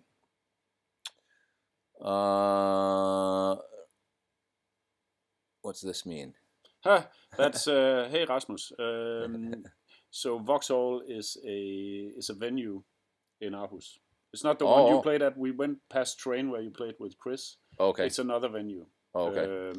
Unfortunately, Pete has to go to Billund Airport tonight because he has to catch a really early flight tomorrow. Yeah, I'm flying back tomorrow. So But I will actually be going down to Vauxhall tonight to catch some really crazy heavy metal. Oh, you played me that. That sounded insane. Yeah. Gonna watch Bloodbath and Origin. You heard Origin. That was. Is that what that was? Yeah. Bloodbath. Yeah, but I'll be down there later tonight. Yes. Can I come and introduce? I want to introduce the band. Ladies and gentlemen, please welcome Bloodbath. That'd be good. Man, I wish I could hang. I do. I've had a great time here this week. What cab and speakers would I recommend for a Suhr SE 100? I'm a greenback guy. That's a pretty modern high gain amp. Yeah. It just depends on what you want to hear. Probably, it's maybe a mix of greenbacks and V30s. Yeah. To be honest, would probably be if I was like, okay, because I love greenbacks. If I had my ultimate, like 412 V greenbacks in the top and V30s in the bottom for a heavy sound, and then you have an option mixing microphones. What do you think? Did you ever do that, like mix speakers? I haven't done that mainly because I'm lazy. I think. But I have one cap that's. I sort of do the same thing because I have one cap with greenbacks and one cap with V30s, and I play through both of them. So. Well, I that's guess not lazy because you got to carry both now. Oh yeah, but I don't have to do any soldering and all that. Right, stuff. I see. Yeah, that's cool though. Yeah. That must sound great. What are the amps you use? I have a EVH 50 watt. Okay. For the rhythm stuff, and then I have an old Marshall, 1970, I think. Bitchin'. Yeah. Which one goes into the V30s and which one goes into the greenbacks? Greenbacks is the Marshall, and the EVH goes into the V30s. That sounds like it probably sound pretty damn good. It's not too shabby. Yeah. Okay. Yeah. Hold on. Looking for questions. Somebody's saying Paul says he still uses his old school G-Force. That's cool. Cool. Yeah. And we just found the give one sentence to help us solo better. Work on bends and vibrato, and make sure you got that nailed. Let's see. I'm not sure what this means. Jonathan says, "Will TC release the June 60? Yeah. Yes, we will. What is that? June 60 is a chorus pedal. Okay. We've been working on, and that I accidentally maybe shown a little bit too early. Ooh. Yeah. So get you in trouble. Yeah. Well, the thing is that it's basically taking the chorus section from a Juno 60. Yeah. Synth. Yeah, sure, Roland. Yeah. So taking that circuit out and putting it in a pedal. Oh, cool. Do we have one? Can we show it? We can find one. Can you find one? Okay. It might take 5 minutes. No, that's fine. Since you already told people. I might as well tell them some more. So I showed it, and at the time it was a mono pedal, and there was quite a few comments that people really loved it, but they wanted to have it in stereo. So we're like, oh, cool, we'll make it in stereo, and then all hell broke loose because we actually couldn't get the stereo part to sound right. It's kind of like the first version of the stereo pedal basically just changed everything. It went from being a great sounding mono chorus to like a pretty bad sounding mono and stereo chorus. Oh, maybe you should just do the mono version. Yeah, so we worked on it quite a lot, and we actually finally got it to sound right both in stereo and mono. Cool. So we're working on it, but the reason why it's taking so long is basically we had to go back to the drawing board and work quite a lot on getting it to sound right. I think we've had like 6 or 7 iterations since the one that was like, now it's done, we can start producing. And right. So, but yeah, it is coming. Cool. I will look forward to hearing that. Oh, we have Leo. Hey, Leo. Hey, Leo. What's up? Leo from Frog Leap Studios. He's our buddy from, he's not that far away. No, we Norway. Could catch a flight and go see him in like 2 hours, right? Good to see you, Leo. Good to see you. I saw you did a video with Mary. Very cool. Our other friend, Mary Spender. And Jimmy says, big love. You rock. Thank you. Thank you, Jimmy. Appreciate it. Find that cabinet. Let's be reading questions here. This is a good comment here. This is BB Gone says, out of my experience, I find the cabinet and speaker have much more influence in the final sound than the amplifier, and it's an excellent point. I totally agree. By the way, if I was given a choice of bringing amp or cab to a gig, what would it be? Well, having said what you just said, it's like the distortion character of the amp is huge, right? Yeah. Like you got to have the you know, if you got an amp like your old Marshall or something, you know, and you've got your 412 with greenbacks. God. Here it is. Oh, is this it? Oh, Yeah. cool. Oh, wow, it looks so great. That's amazing. Really looks the part. Yeah, so you have the choice of slow or fast, or slow and fast. And when you turn them both on, it sounds kind of like a washing machine. Is that right? Yeah, it's quite noisy, but that's the way the old ones were. So it's like... That's sweet. Maybe we should hook it up. Does it work? Yeah, it does. Yeah? We could hook it up in place of our other chorus or something. Give it a try. You'll hear some noise while I do this. That's okay. Real quickly.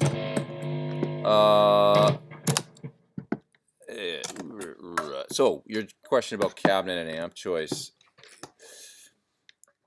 I would say that if you primarily play clean, that, yeah, if you're like, you know, you could use a twin or a deluxe reverb or a Bassman reissue or would be another example, an AC 30 or something like that at low volume, kind of, or low, you know, so it's not distorted. Yeah, probably the cabinet was going to have more influence over the final tone. But we talked about this week. Yeah. The distortion, when you start introducing distortion into a sound, all of a sudden your rig gets really finicky. Yeah. Like now the speaker choice is really important, but also the guitar and the pickups, all these things come into play, right? Like distortion magnifies everything. Yeah. So having all these overtones that you suddenly add, you know, it can make it sound great, but also maybe a little bit harsh, or the low end gets too floppy, or all these different things you suddenly have to take into account. Yeah.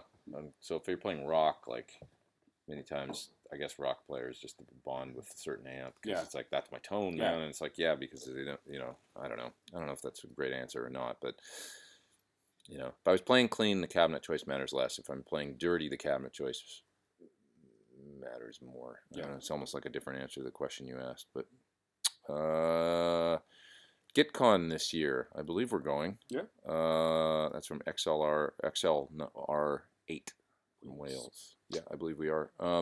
What's the pedal that Ian Thornley is working on? Any idea? I do actually know. I don't know if I can talk about it though, but it's a signature kind of, you know, dirty thing.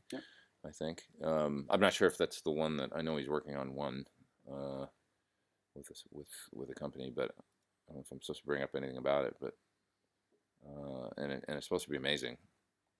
Tor, years ago you swapped your SH RC booster for my Cocoa Boost. Still have the RC on my board. Oh, cool! I still have my Cocoa Boost, or your Cocoa Boost on my board. So there you go. That's Blackstrap Blues.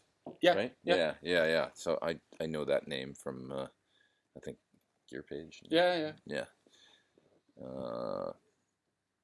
Tor, what's your favorite pedal company aside from TC? Oh God, I would hate to single anybody out. The thing I will say though, a few favorites. I have quite a few favorites, and I think in general that it's an amazing time to be a pedal geek. Yeah. I have an immense collection of pedals. Yeah. From all sorts of companies, and I think there's a lot of really cool ones out there.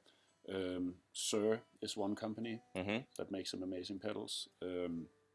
I think that on the other end of the spectrum, Strymon is doing some amazing stuff. Yes. Yeah.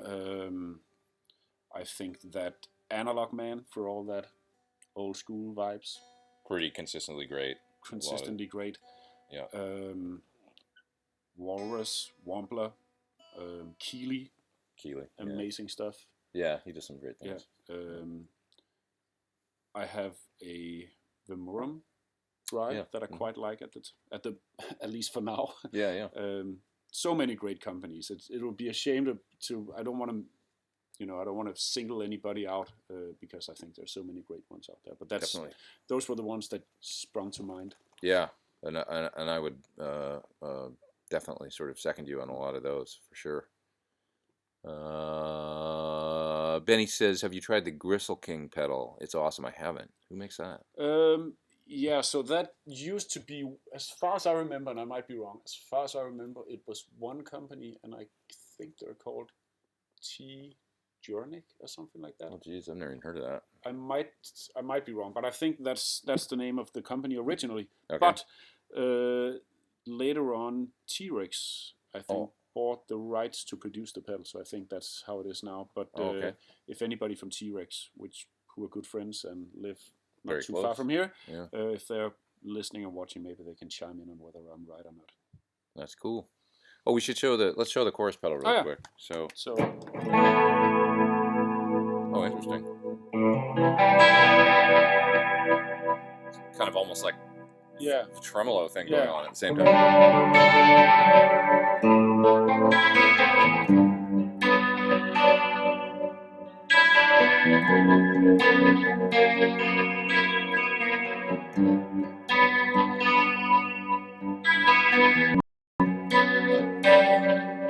And then you can switch to something.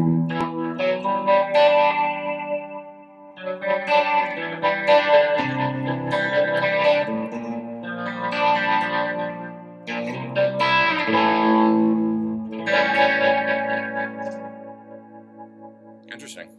It's like kind of not a lot of depth and almost has this choppy choppy kind of almost square. Yeah. Square wave. Yeah. Interesting.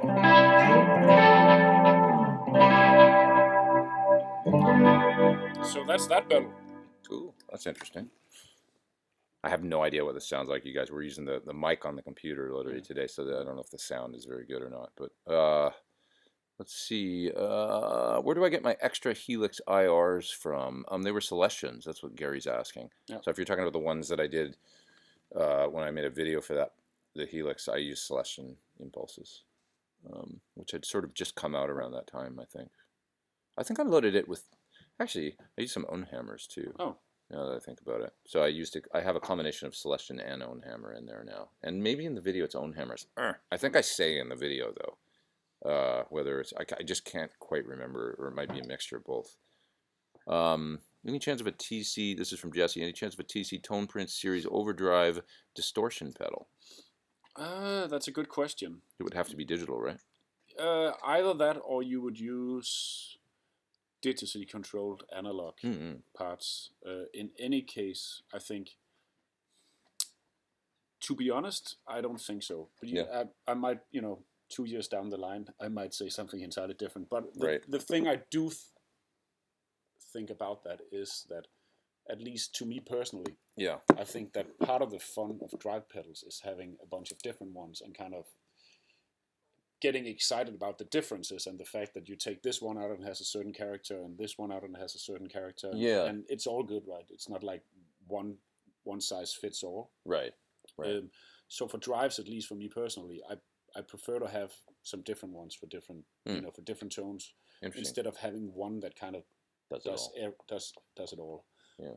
Which would, at least to me, would kind of be the main idea of doing a TonePrint one, is kind of like you can tweak your own exactly the way you want it. TS9-ish, or it could be a big muff, or right. So, and I think, again, drive pedals, as soon as you start talking tube amps, it's maybe a little different, but drive pedals are still fairly simple to make analog. So I wouldn't want to make it digitally, because at the end of the day, I still think for a lot of these things, analog will sound better. Yeah. So if we had to do it, we would do it in the analog domain, I think, and that's a big engineering task to do an analog tone printable drive pedal. Yeah, it would be a huge project, and one that you don't sound super enthused about. So why do it? Yeah, exactly. And you gotta be excited. maybe we come up with some cool idea of a way to do it that would make total sense, and then I'd change my mind. But for now, we don't have any plans of doing it. It's kind of interesting. It's like I remember when Line 6 did the drive modeler. Yeah. And then they made the rack mount one for the edge and stuff. Yeah. But I don't know that a lot of people, like, as a product that, DL4, or MM4 module, people bought those like crazy. Yeah. The drive, a programmable drive. It's like it doesn't. There's a company called Electron that makes that one. Yeah. That's pretty damn cool. Yeah. That I did a video of for my channel. Oh yeah, I've seen that. Yeah. It's great, and so they've kind of almost done it, I think. Yeah. And it's digitally controlled analog. Yeah. And it's full force, but I'm not sure. It's rather large. That's the one Yeah. thing about it. It is a really good sounding pedal though. Yeah. They've done it right. But I think you're right. Like guitar players is kind of fun. You want to have your mix and match kind of. The modular aspect is fun. Right? And I think drives. with all that control, it's typically one or two things, or both at the same time, that you kind of achieve when you do the stuff. It's either you get flexibility in terms of you can get a million different sounds, or you get flexibility in terms of you can have a bunch of different presets so you can switch between. Mm-hmm. And I think for drive, I mean, you wouldn't want like 10 different drive sounds. Yeah, maybe in the studio, but live. Yeah, live. Yeah, you know, you probably have like maybe 5. About that. Yeah. I agree. So yeah. Well, let's see here. Watch out for the bird. He's going to attack at any moment. I know. It's a crazy bird. It is a crazy bird. It actually is a crazy bird. Yes, He's a crazy bird. Yeah, I can attest to that. Let's see.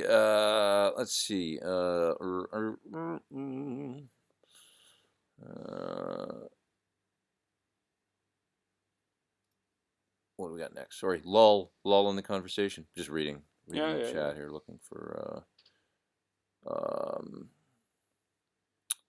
What's this mean?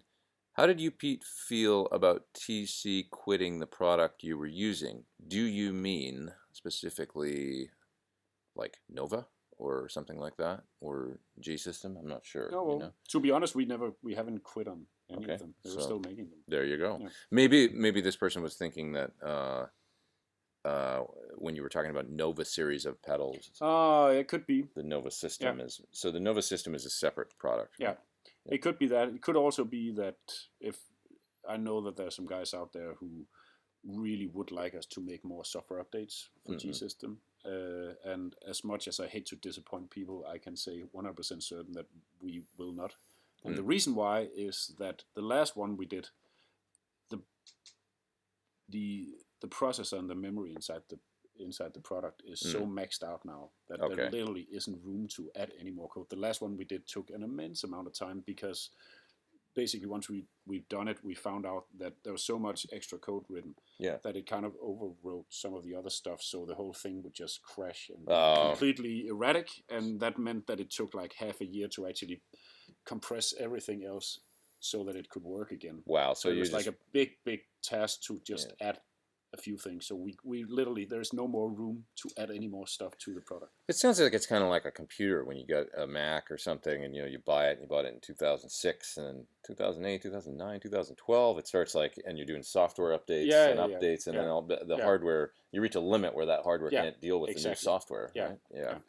So you got to kind of move So obviously forward. If there are any bugs, we know that we need to fix those, but in terms of adding new effects to the system, there just isn't room for it. Right. Yeah. Are Danish people brought up bilingual, basically, right? You guys learn English in school, right? Yeah, English and German, or typically nowadays I think you can choose between German or French. Okay. And do you speak French? Very, very little. When I go there, it's like I get to the point where I can, ask for, I can say, verre de vin blanc, s'il vous plaît. And that's a very important one. Yeah. Because you need your white wine, of course. Yeah, exactly. or like ask where the bathroom is or stuff like that. But and I get better at it when I stay there for a while because I've been there working for a while. Yeah. But actually, I'm working on Japanese, so I've taught myself in the last 6 weeks hiragana and katakana, which are 2 of the Japanese alphabets, and I've been working really, really hard on getting that, as well as doing some Japanese podcast stuff and trying to get, because I'm going to go back there for tour and I really want to be able to do that. But yeah, if I go back to France, I'll probably keep working on it. Keep trying to pick up stuff.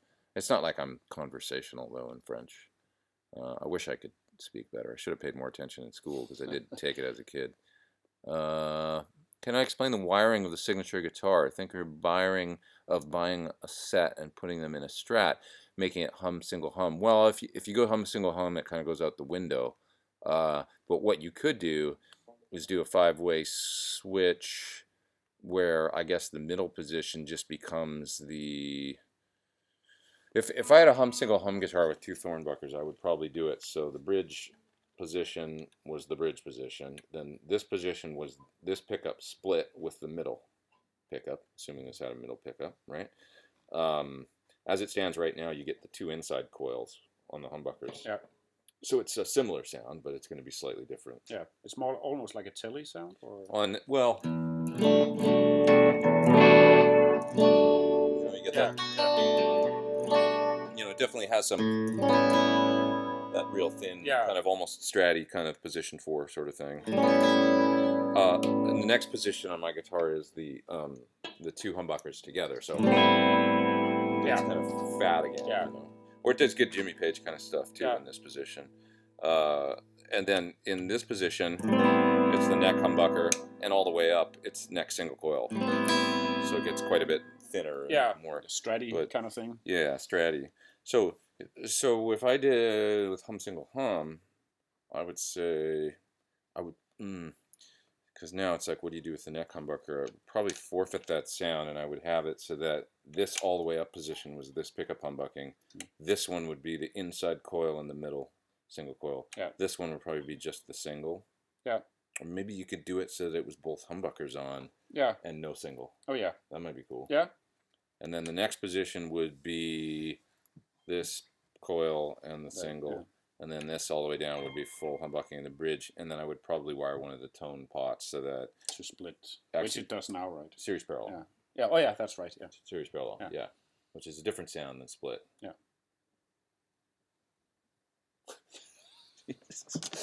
Okay. Hi Simon, by the way. He's a fellow Aarhus guitar player. Oh, cool. And I have to say, even though it does make sense as well to do it as a humbucker, single coil humbucker. I tried this guitar, and there's a crazy amount of cool tones. And this on my guitar, it's something where you look at it and go like, oh, so you can get some different Les Paul-y kind of sounds. There's so much more to it than that. Yeah, it does pretty convincing. I mean, obviously you're gonna get the humbucking, but you can get nice. Pretty thin. Nice kind of stuff in that way. And then if we hit a drive, that's pretty skanky kind of neck single coil, pretty convincingly. Yeah.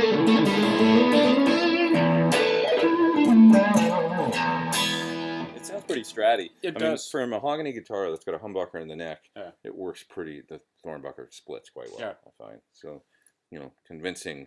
I still am going to prefer like a real neck single coil thing a little bit, but this gets you for one guitar, you can get pretty much all the tones you could possibly want in. Yeah. Or get close to it. Get close to it. That's what I found. I mean, it's really nice to. The goal with the guitar was basically be able to have a guitar where you wouldn't have to pick up 5 different guitars throughout the set. As long as you could stay in the same tuning. Didn't necessarily feel like I needed to use a Strat with 3 single coils or a telly, or like I could just play this one instrument. And I think we did pretty good. It's, kind of a jack of all trades sort of thing. Not dissimilar to what some other companies have done over the years, like PRS and stuff with the 5-way switch. And, but we did a good job. It's good. Yeah. It's a good tool. Working man's guitar.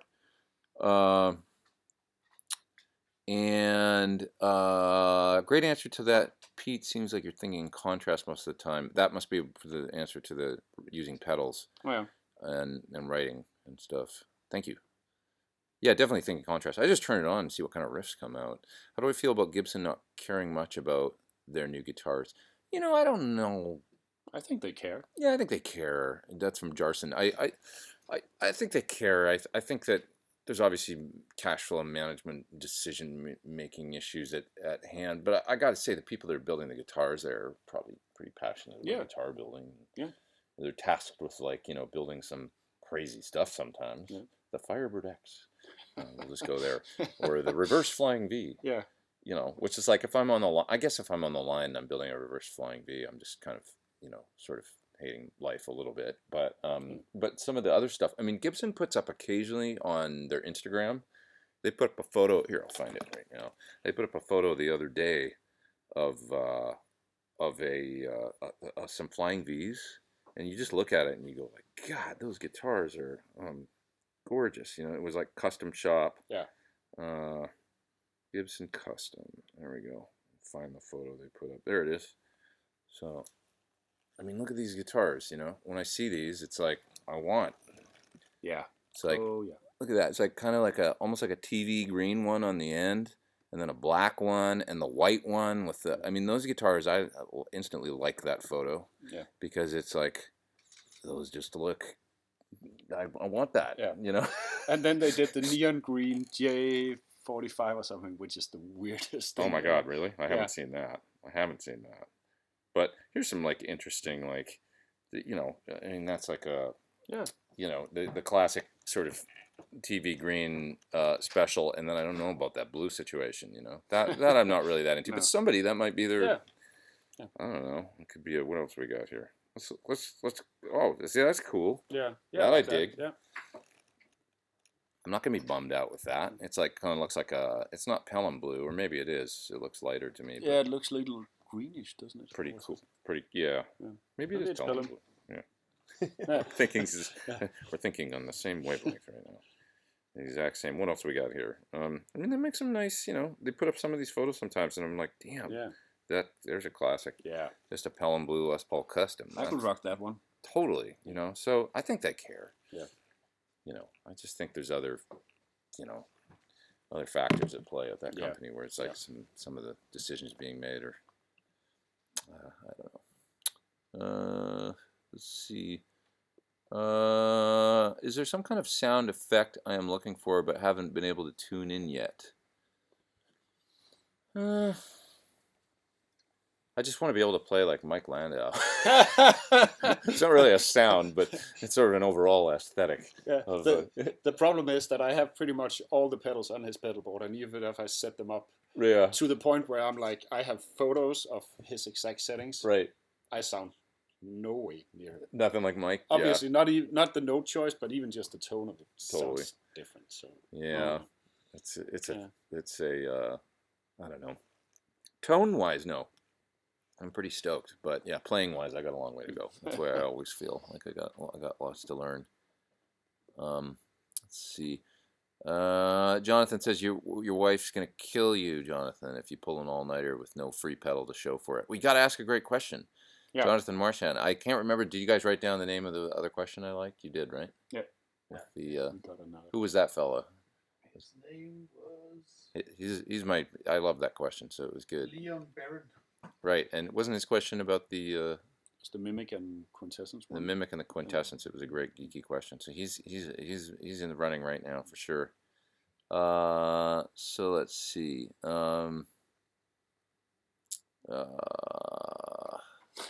Did I miss the gluten part? You can ask a question about did I miss the gluten part?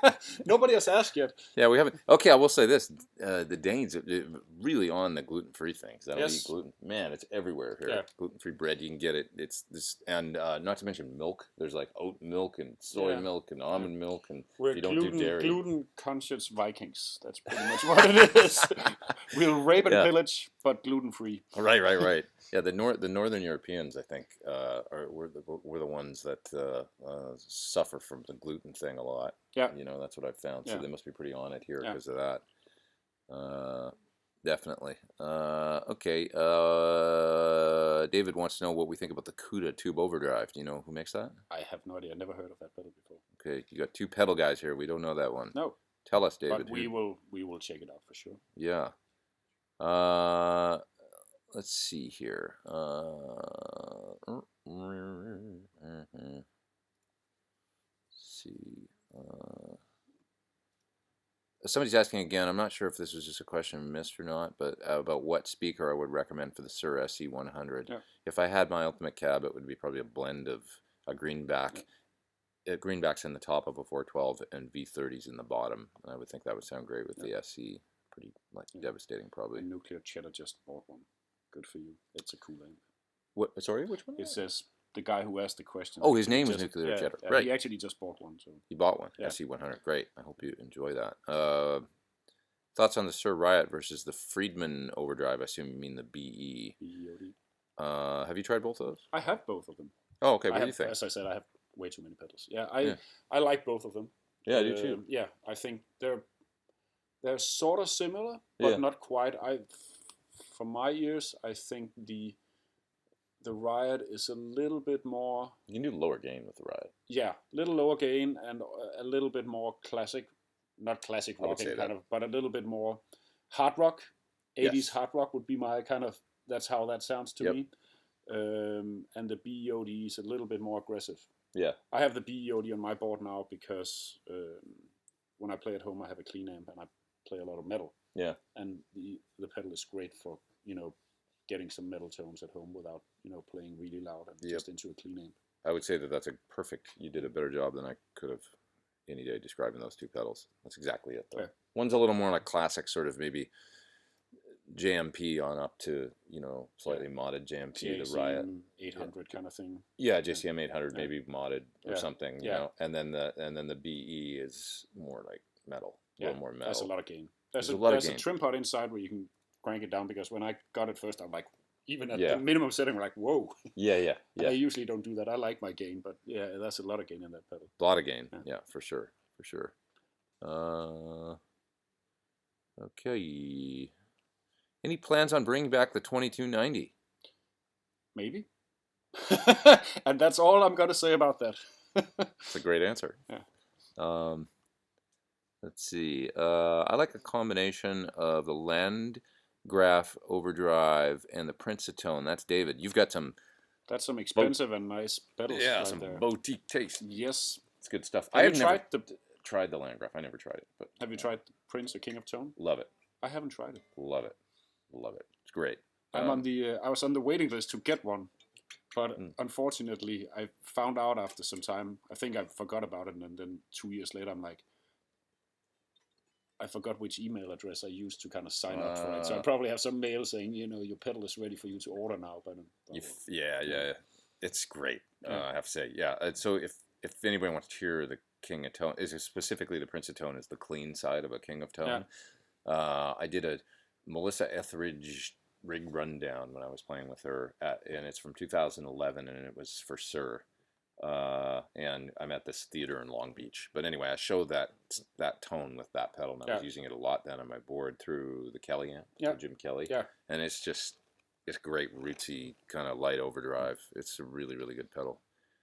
Well, that's next. Aaron says, greetings from Mexico. Hi, Mexico. What's up?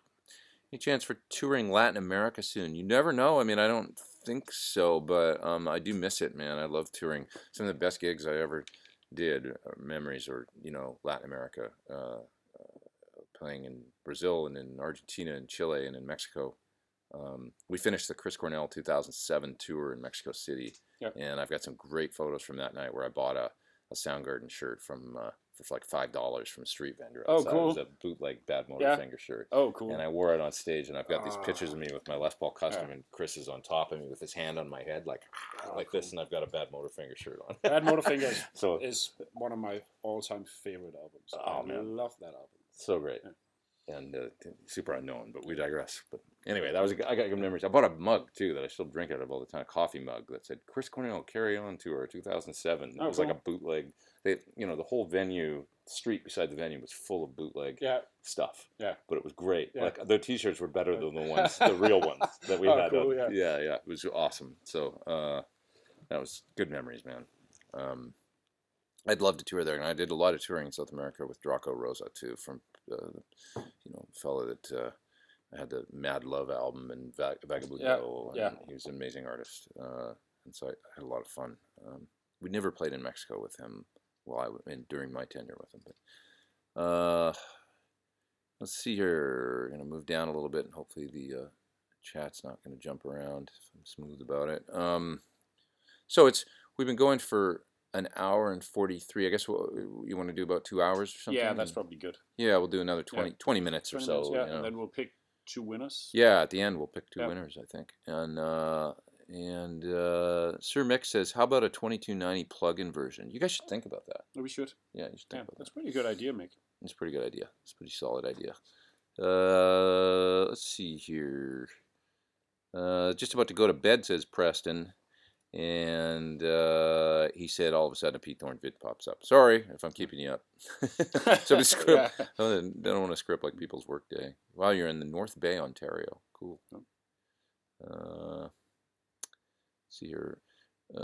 Paul says, remembering from the 80s, the pedals were boutique before there was such a thing, and the 2290 was the standard if you wanted high quality digital delay with programmability. That's right. The other day here, they showed me a product list from the 80s of TC users, and it had all the products that the certain users used. And it was amazing, like an old, they found it somewhere. It was like I think one of the engineers kind of was cleaning out his closet and kind of found this list from 1991 for all the artists using our products back then. Really interesting. Who was using the 1210 and the 2290? Yeah. It's a very long list. It's a long list, and there are some pretty prominent names. Including Liza Minnelli. Liza Minnelli was the one that I remember. Yeah. Wow, I didn't know she was a 2290 user, but apparently Liza sounds like this. Where's my smoothie? Yeah, dude, I don't have my blender. That's from Jason. My smoothies are. Where are our smoothies? I drink a smoothie every Sunday morning. Oh, you do? I burp a lot when I do my live show. Oh, it's got like milk bubbles coming out. Protein powder. And it's like, sorry. Yeah. Gluten free. Gluten free, dairy free. This is the things that people have to put up from me if they watch my thing. I think people downplay the TonePrint and instant setting change on TC pedal. This is like the invention of the century. It is very cool, the fact that you could flip between some presets basically on a pedal. Yeah. It's like right here on the Hall of Fame. You can do 3, right? Yeah. 3. It's literally like having 3 presets in a pedal format. Traditional pedals, super cool. Which is like for a lot of people, like when you think about the original Line 6 DL4, for example, it was 4 presets, right? You can almost do that in a TC pedal. Yeah, you just flip it like that. Yeah, you got their knob setting. That could be 1, and then the other 3. Yeah, right? Exactly. So it's kind of amazing. You guys are pretty good. You guys are smart. Make good stuff. Here's a question for Tor from Robert. Robert's got a mini Corona Vortex flashback and the Hall of Fame 2. Please make USB to be on the end and not on the side, as when on a board they are difficult to access without unplugging the pedal. I know what you're saying, Robert. I have the same problem. The thing is that all the mini pedals are packed inside. There's as much as we would like to put it on the top, there literally isn't room inside the pedal. If you want we could do it, but then you'd lose the knob on top. Yeah, there's no room for it because the pot meter basically takes up that space on the top. Engineering issues. So that's the reason why it's on the side. Is what it is. Yeah. The bird. Fox is saying the bird. Fox wants the bird. He's excited. Dinner. Video bombed by a seagull. I know it's true. There's a lot of seagulls here, and that's the deal. We have a thing with that. Yeah, it's kind of like the building's infested. Yeah. Watch out for the bird poop. Yeah. Yeah, it's true. Bald owl. Tor, why are all pedals side-loaded instead of top-loaded? What does that mean? It means where are the... So we Input show it like this. So here we have side-loaded. Yeah. Here we have top-loaded. So not all of them. Not all of them are... Yeah, right there. You've got 2 different... But it's basically how you design the pedals. So here's an example. When you design them top-loaded, like we've done here, you have to move the knobs down because the jacks go in here, so you have to make room for the jacks. And these are fairly large pedals, so we can kind of get away with it because there's still some clearance down here, for the foot switch. If we did the same thing here and we have to move them all the way down here, you literally have the knobs almost right next to the foot switch, so you start stepping on them. Yeah. So that's the main reason why. Or we could also make the pedals significantly higher. Yeah. Then you'd have room for them down there, but that's maybe also a little bit annoying. So there's always there's pros and cons to these decisions, but there's typically a good reason. why we chose one over the other. And on any board, it's never perfect, because what I find is, like, sometimes pedal companies that put the jacks up here, they're too close together for using certain connectors. So like the connectors on my board, if you got those flat pancake ones that are full size, all of a sudden you can't get you can't even get the pedal plugged in with certain cables. Yeah. And then, you know, on the side, that is not an issue. So there's always like a, you know, you just got to sometimes work around. There's these great, actually, those sort of flat pancake style that you guys have here now. That are the really little narrow. ones. I don't think we have one here. Maybe we do. Yeah, there's patch cables to work around all this kind of stuff now. Is basically what I'm getting at. Where with certain connectors, the cable companies have kind of been actively trying to make it easier. Right. Yeah, I think, which is pretty cool.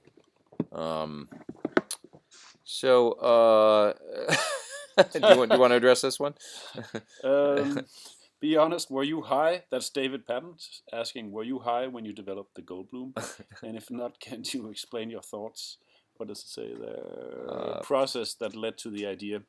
As much as I would love to take credit for the Goldblum idea, here it is, in case you guys didn't know. It's a couple of the guys in marketing with some really quirky minds who came up with the idea for that. Generally, marketing guys sit and sort of smoke pot all day, though, right? That's what they do here as well. Basically. And it's not legal. Well, they don't actually. It's not legal in Denmark. So no, we never smoke pot. That was just a joke. Yeah. Right. But I mean, who wouldn't want a pedal with Jeff Goldblum's face on it? I mean, right. Yeah. Right. Yeah. It's true. I want it. Okay, moving down. I'm seeing the question again for some reason from Nuclear Cheddar. Nuclear. I just did the George Bush nuclear. I said that. Sorry. Nuclear Cheddar. It's not nuclear, it's nuclear. I just ordered a Suhr SE100. He says, what cab speakers? I'm seeing that again for some. This happens sometimes in my end, and I wonder if the same. It kind of. Yeah. If anyway, greenbacks and V30s in a 412. Yeah. Not X style. Greenbacks on top, V30s in the bottom because they're brighter, more aggressive. Thank you. I have a flashback delay. Not very happy. It is too bright. Too bright. You can make it as dark as you want. Yeah, so that's the whole idea of the TonePrint thing is if you think it's too bright, you can actually go in and make it darker. Super murky, right? Yeah. We should demonstrate. We could almost do that if we wanted to. Because we got one here, yeah, right? We do. Is it set up via the... we're going to have to put the screen down for a sec. But I can set it up to the... Oh, maybe I can't. Wait a second.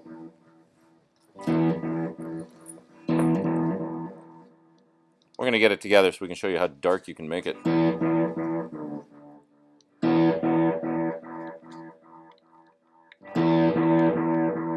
This is the tape delay sound too, isn't it? Yeah.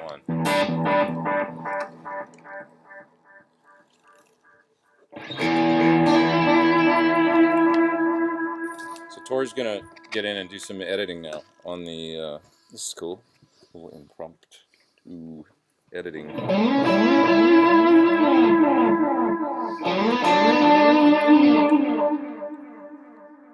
Oh, let's see. I have it set up for a lot of feedback right now, so you can hear if we're going to make it go darker. You want to be able to really hear it clearly roll off, right? So, yeah.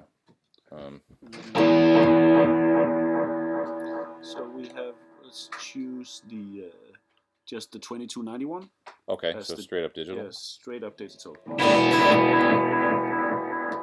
It's not connected yet. Connect it. Just a moment. Maybe. Hello. Okay, I'll take one more question. Yeah, go ahead. Back the camera off. I kind of can't, unfortunately. That's from Mike. I wish I could, dude, but I can't see the questions then. I know it's kind of a drag that it's... here, I'm sorry, I'm pulling Tor out of the picture now, but... It's kind of a bummer. It's like the camera. In order to be able to read it with my crappy vision, I gotta sometimes get in close to be able to see the text. I wish you could change the text on YouTube to a different size.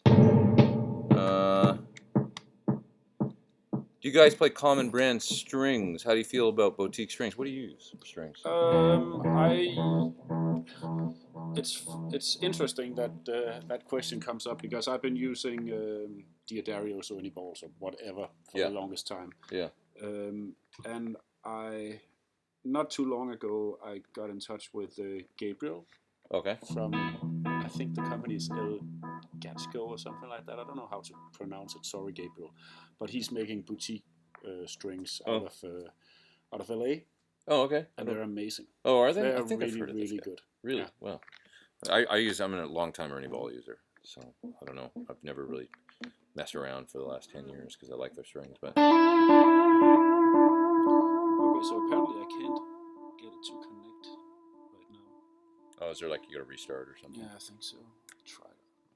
Okay. So you can take another one while I noodle. Let's see here. What do I think of our house? I'm not saying it right. I'm at Aarhus.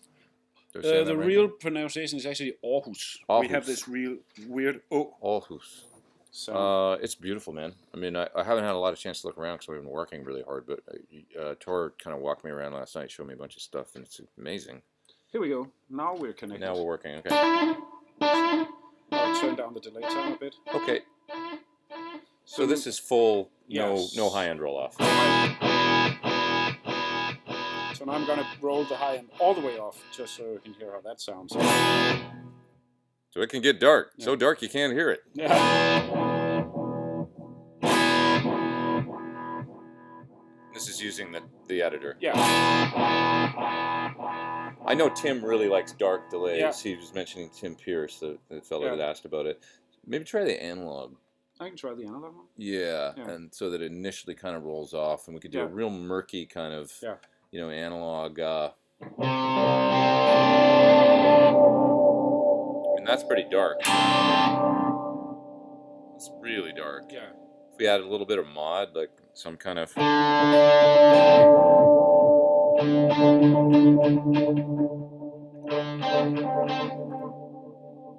Maybe go like 420 milliseconds or something like that. I'll see if I can do some kind of rhythmic thing that. Oh, there's multi-tap. There's a multi-tap. I'll just turn that off.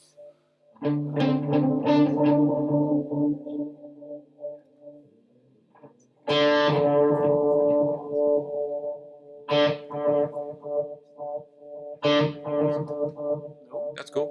Okay. Maybe. Let's see what's it set to.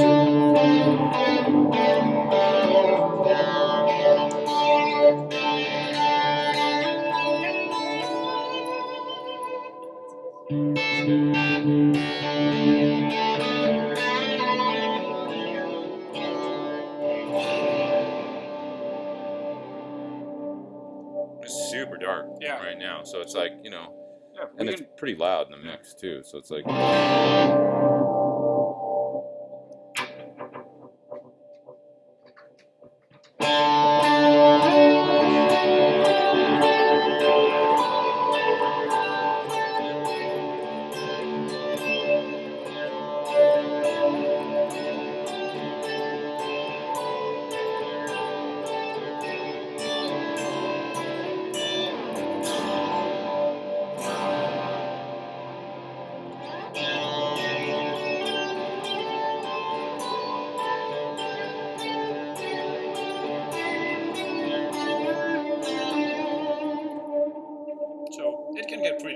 That's super murky. It's just with tons of feedback. Yeah.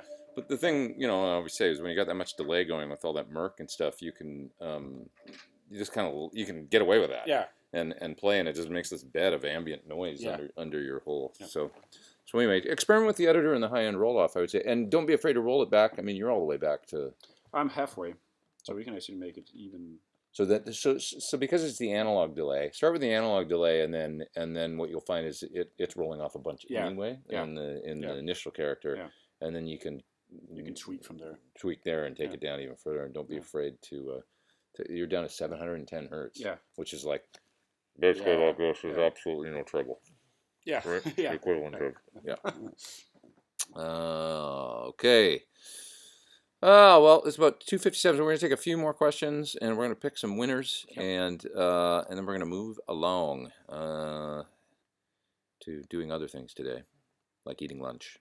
That's a good thing. Lunch is always good, right? Yeah. Lunch is, and it's noon. How perfect, right? It's lunchtime. What do you think about relic guitars? You like them?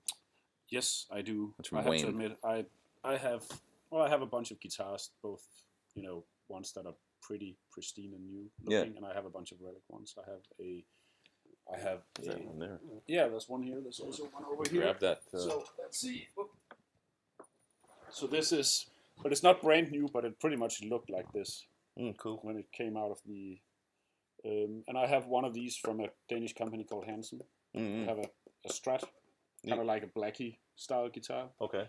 So a black Strat with a maple neck. And it's the same company that makes that one, too. Yeah. Which is real cool. Yeah. So that company makes a bunch of guitars, and most of them are relic. They're really good at it, I think. I also have a custom shop Fender Strat. So you dig them? Relic. I like them. Tor likes them. I like them too. I like relic guitars.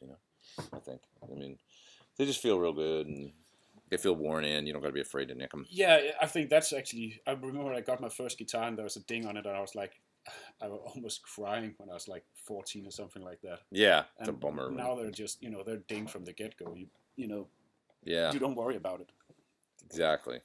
David says he uses 11 gauge strings, and once you get used to that gauge, the tone is incredible. I agree for the most part, and this is what I think. I think the cleaner you play, that the heavier strings can sound really great. You obviously see somebody like Josh Smith, who's amazing, and he plays kind of 13. It's ridiculous. I tried his guitar, and it's like wrestling. Yeah, he's a real man. Yeah, that dude.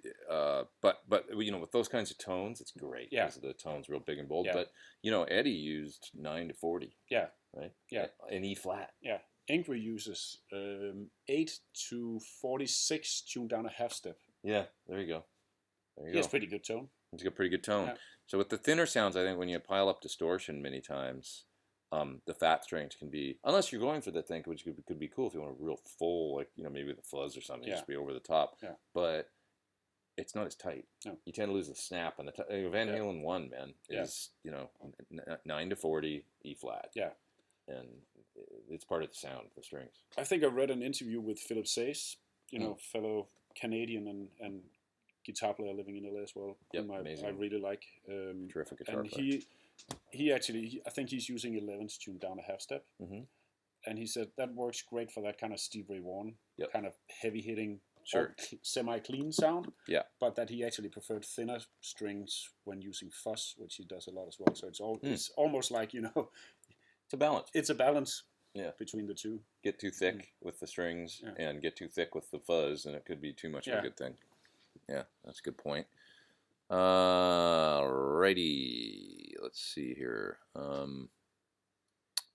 So moving down, we answered some questions about the 2290 already that I'm seeing again. Armando Diaz. Helix competitor to come from TC. Well, I have no idea. You would know, but they're always working on stuff. We actually always. Can you grab the Helix? We already have a Helix. Oh, you do? Yeah, but it's a totally different. Oh, really? It's a totally different pedal. Oh, right. You have a Helix. We have a Helix already. competitor. We don't need a competitor. We have the original Helix, and it came out first. It came out first, and the funny thing is actually that good sounding pedal. Marcus Ryle actually came up to us when we released this pedal because they were working on the Helix, and he's like, "Guys, look, please, can we use that name as well?" Oh, that's nice. And we were like, "Yeah, sure, it's no problem." That's awesome. Yeah. So lots of good vibes in the pedal world. The other pedal that we tried is similar because we did a little video this week on phasers and vibes. You have the viscous vibe. It's not the vicious vibe. It's the viscous vibe. Very important. Yeah. I will literally cry myself to sleep every time I hear somebody say the vicious vibe. Vicious vibe. It's the viscous vibe. Yeah. That's the TC vibe. Great and sounding as a native pedal. speaking, can you explain the difference between viscous and vicious? Yeah. So vicious is and it's it's which angry.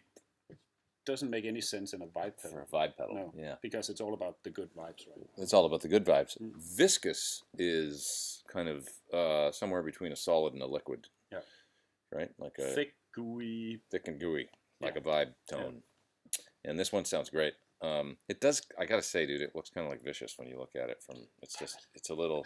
It's almost like a I mean, it says viscous, but it's like it's just one of those words Yeah. where it's easy if you look at it from, especially with vision like mine.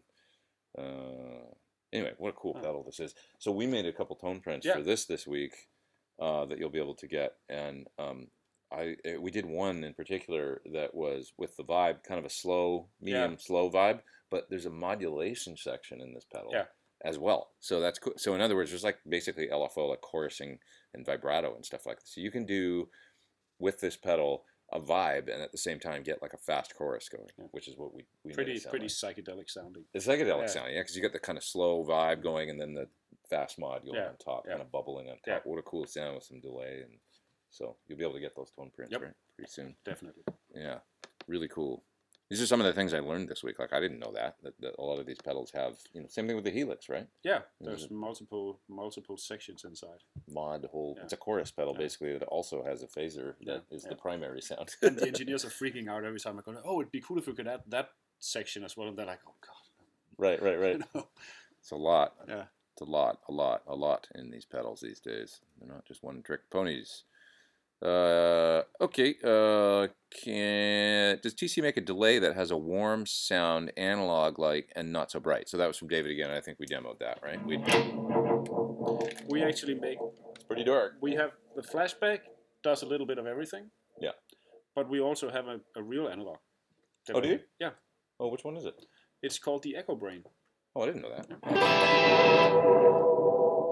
That's dark.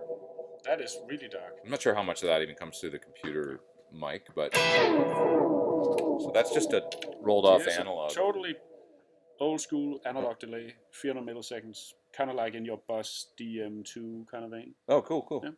Awesome. So we make that as well. Awesome. I didn't even know you made that. Very cool. We didn't even try that one this week. The thing is, just a quick extra thing on that. So somebody mentioned earlier that we got bought by Music Group, and one of the other companies in the line of companies of Music Group is a company called Cool Audio, and they make semiconductors and components, and one of the things they make are bucket brigade chips. Oh, cool. So as soon as we kind of saw that, I was like, oh, here's this chance to make all these cool analog delays and choruses and vibratos. So, oh, cool. Yeah. Amazing. So under the same company umbrella is a company that makes the chips for analog stuff. Pretty good. Righty.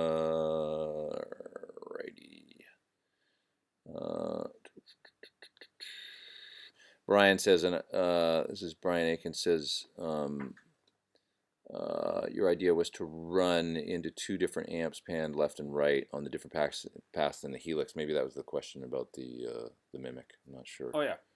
But so we got to go soon, you guys. And I'll just take a couple more questions here. Preston says he has only one TC pedal, the Ditto, which he absolutely loves, and I do agree. The Ditto. I use the Ditto all the time in my videos because I'm recording guitar loop into it, and then I play the loop out of the Ditto. And you can change the sounds. Yeah. So the Ditto appears in more of my videos than pretty much any other pedal. It's just constantly sitting there beside the other pedal. Yeah. So I use it like that. It's a really great looper, really great tool. Okay. All right. That's better. We can see you. And the same question came through about the so we don't have time to get to the. I'm gonna kind of go to the end here of the chat because it jumped anyway, guys, because we gotta go. And let's see. Taste Cleese loves marmalade. That's cool. Yeah. And like mucus, kind of like mucus. Yeah. So viscous is. Yeah. Like kind of like if you get the slightly more like bronchitis. Yeah. You should make the bronchitis vibe. Sorry. And Steven said this. What Steven said was Sid's pedal. Oh, it was Sid's pedal. Yeah, this viscous was Sid's pedal. That's good. That's good. Yeah, that's good. All right. Let's see. Is Tor coming to LA for the CD release? Oh yeah. So I gotta give a couple plugs before we get out of here tonight. Oh yeah, that's really important. Yeah, we'll doing spend another couple of minutes at least on talking a little bit about the pledge thing. Yeah, the pledge campaign. Yeah. So I think this is something I'm doing for the Pete Thorn 2 album. Yeah, which to all the TC users might not even know that you're working on a new Working on a new album. That's Yeah. true. Yeah. So we're doing a pledge campaign for the physical release of the album. There's also just going to be traditional digital release or whatever. But if you go to find my page, it's pledgemusic.com, and then search for Pete Thorn on there. I can't remember the exact site, but it's really easy. If you go to, it's actually been on in the trending section, which is awesome on the pledge site and stuff. I'm super excited. But Pledge Music is basically like a pre-sale thing. You can go there and get in on like some fun packages we have with like signed CDs and T-shirts, and we've been doing mini riot pedals from Suhr, signed ones and thornbuckers and all that good kind of stuff. So one of the things that we're going to do is we're having an album release party, and it's in a small space, so we don't have. It's going to be a Viper Room in LA. Yeah, which is cool. I've been there. Yeah, and it's in the downstairs bar, which is little. That's tiny. It's tiny, so it's like we can probably only maybe 40-50 people tops. Will be like a lot. So I think there's 22 people coming now. But there's packages you can come to the album release, which is going to be on. It's listed on the pledge site, but I believe it's the third week of May. If you're in LA, you can come, and there's going to be a bunch of pedal giveaways. That's one thing that so many people have been really generous about saying, hey, we'd love to and you were one of these companies. We will definitely do that as well. Yeah, so there's going to be TC pedals, Ryra, Line 6. Suhr, and so if there's only gonna be like 40 or 50 people at this thing, and there's gonna be a pretty good chance you're gonna walk away with something with an effects pedal, I would say, because it's little. Pedals thrown at you when you walk out, like, take another pedal. Exactly. Yeah, and then the Sunset Jam will be after. Yeah. Later, starting at 10. So which is cool as well. So it's really cool. A fun night in general, I guess. Yeah, lots of young musicians from the kind of LA kind of scene and jamming at Sunset Jam. It's like an organized kind of jam that happens upstairs. Yeah. So you can come by and hear the record and stuff and hang out. We can have some beverages and then go upstairs and watch the jam after. Maybe I'll sit in on a couple tunes or something like that. It's just gonna be a fun night. Yeah. So please check it out on Pledge Music. And there's also some great. Here's something that if you've been looking for a Line 6 Helix effects, Helix HX unit, you can get one on there. We had a Helix floor as well. And the deal was you could get the Helix floor along with the plug-in. And the plug-in as well version as of the Helix. Yeah. And a signed CD, T-shirt, good stuff like that. And like it was for the same price as a really competitive price for the Helix. Yeah. So you got all this free stuff basically. So we have a Helix HX, same deal. Yeah. So if you're looking for one of those things, go to the pledge site and you're able to get one there, and you can get it for like really, basically you're getting like a ton of free stuff. Yeah. So it's kind of fun. Check it out, please. All right. I'm going all the way to the end here. Gluten-free loops. I agree. That sounds good. Yeah. Nobody asked us questions about the female grooming, or really male grooming for that matter. Yeah. I guess we're too scruffy looking. I thought that was going to be a popular one, but yeah, we're too scruffy. Yeah. We don't know shit about grooming. That's right. All right, y'alls. This was a lot of fun. Last question here. When will we see an effects unit that reads your brainwaves and modulates based on thought patterns? I'm sort of more wondering about the sort of the Elon Musk thing. Like, when are we going to see an effects unit that just becomes self-aware? Yeah. And, makes better music than we're capable of making, and then we're all out of work, basically, at that point. I don't know. Right? I feel a little afraid of that, but it could be an interesting thing. I'm seeing like Terminator 2 style scenarios. Gigs. Yeah. Terminator 2, where musicians are just slaughtered left and right. Yeah, it's like a Guitar Wars kind of thing where mechanical guitar robots are just rendering us useless. There were this company that made like a whole band of robots playing. Did you see that on YouTube? No. Oh, I'll have to. They play like ZZ Top songs and stuff. It's pretty awesome. I'll have to show you that afterwards. It's amazing actually, because they're literally playing. You have like a robot guitar doing like. Oh my god! I have to find this. Yeah, that sounds good. We gotta find that. It's good stuff. Manscape or not, it can be helpful in your relationship with your significant other, I would say. Yeah, it depends on how fur you are to begin with. I don't want to talk about this. I really don't. This is conjuring up terrible images. All right, so we got to talk about our pedal giveaways. Then, right? So we're gonna give away some pedals. Yeah. Right now. So we'll give one on the TC channel over here. Yeah. And one on your channel. Okay. And I guess we'll have, as usual, for what we do on the TC channel, we'll have James pick a lucky winner. And this time around, we're not gonna. it's not a specific pedal. It's your own choice, and I guess the way to actually acquire it is drop us a private message on Facebook and write your, what pedal you want, your address, email, all that good stuff. So why don't we do the same thing for my for my giveaway? Yeah, so they'll just write you. Actually, yeah, I mean, you could do that. Or why don't we have them both write the TC? Okay, cool. Yeah. So I'm going to pick the one that I said because I thought it was a great question, which was, I can't remember. Leon Barron. Leon? Yeah. Leon Barron? Leon Barron. So Leon Barron, if you're still online, I hope you're there. We're going to give you the pedal, and it's a pedal of your choice. And you write to the Facebook, your TC Facebook private message. Private message. Say, hey, I'm Leon Barron. Yeah. Now we're going to get a bunch of people that aren't Leon Barron. Yeah. I'm How are we also going to know? There's like suddenly there's like by magic there's like 20 new Leon Barron profiles. Yeah, shit. Yeah, it's got to be the real Leon Barron. Yeah, with a profile that's been around for longer than. Yeah. Okay. Full on. Yeah. Sweet. We have Cambridge Analytica to help us out with that. There you go. And you get to pick a pedal of your choice. Yeah, pedal of your choice. I would recommend this one just off the top of my head because it's super cool. It's cool. But that's the Vicious vibe. Whatever floats your boat. Don't hit me. That was a joke. Viscous vibe. Sorry, Tor. And James, for the TC guys. Who's the winner? Sorry, come again. Andreas Granberg, if you want to say it in English way. Andreas Granberg. Yeah. Swedish name? Swedish. Sounds Swedish. Andreas. Gratis. Yeah. Andreas. You get to, that was James from TC. He's your friend. You get to pick out a awesome TC pedal of your choice. And go to the once again to the TC Facebook page. Send a private message with your info. Say, hey, it's me. I want this pedal. They will get it out to you. And that's it. That's it. Yeah. That's it. This is fun. Thanks so much for tuning in on both channels. Yeah. This was all 3 channels actually until your phone crashed. Until my phone crashed. Yeah. That was too bad, but it was very unceremonious end to the Instagram. But anyway, all right, guys. Have a great weekend. See ya. And there we go. There we go.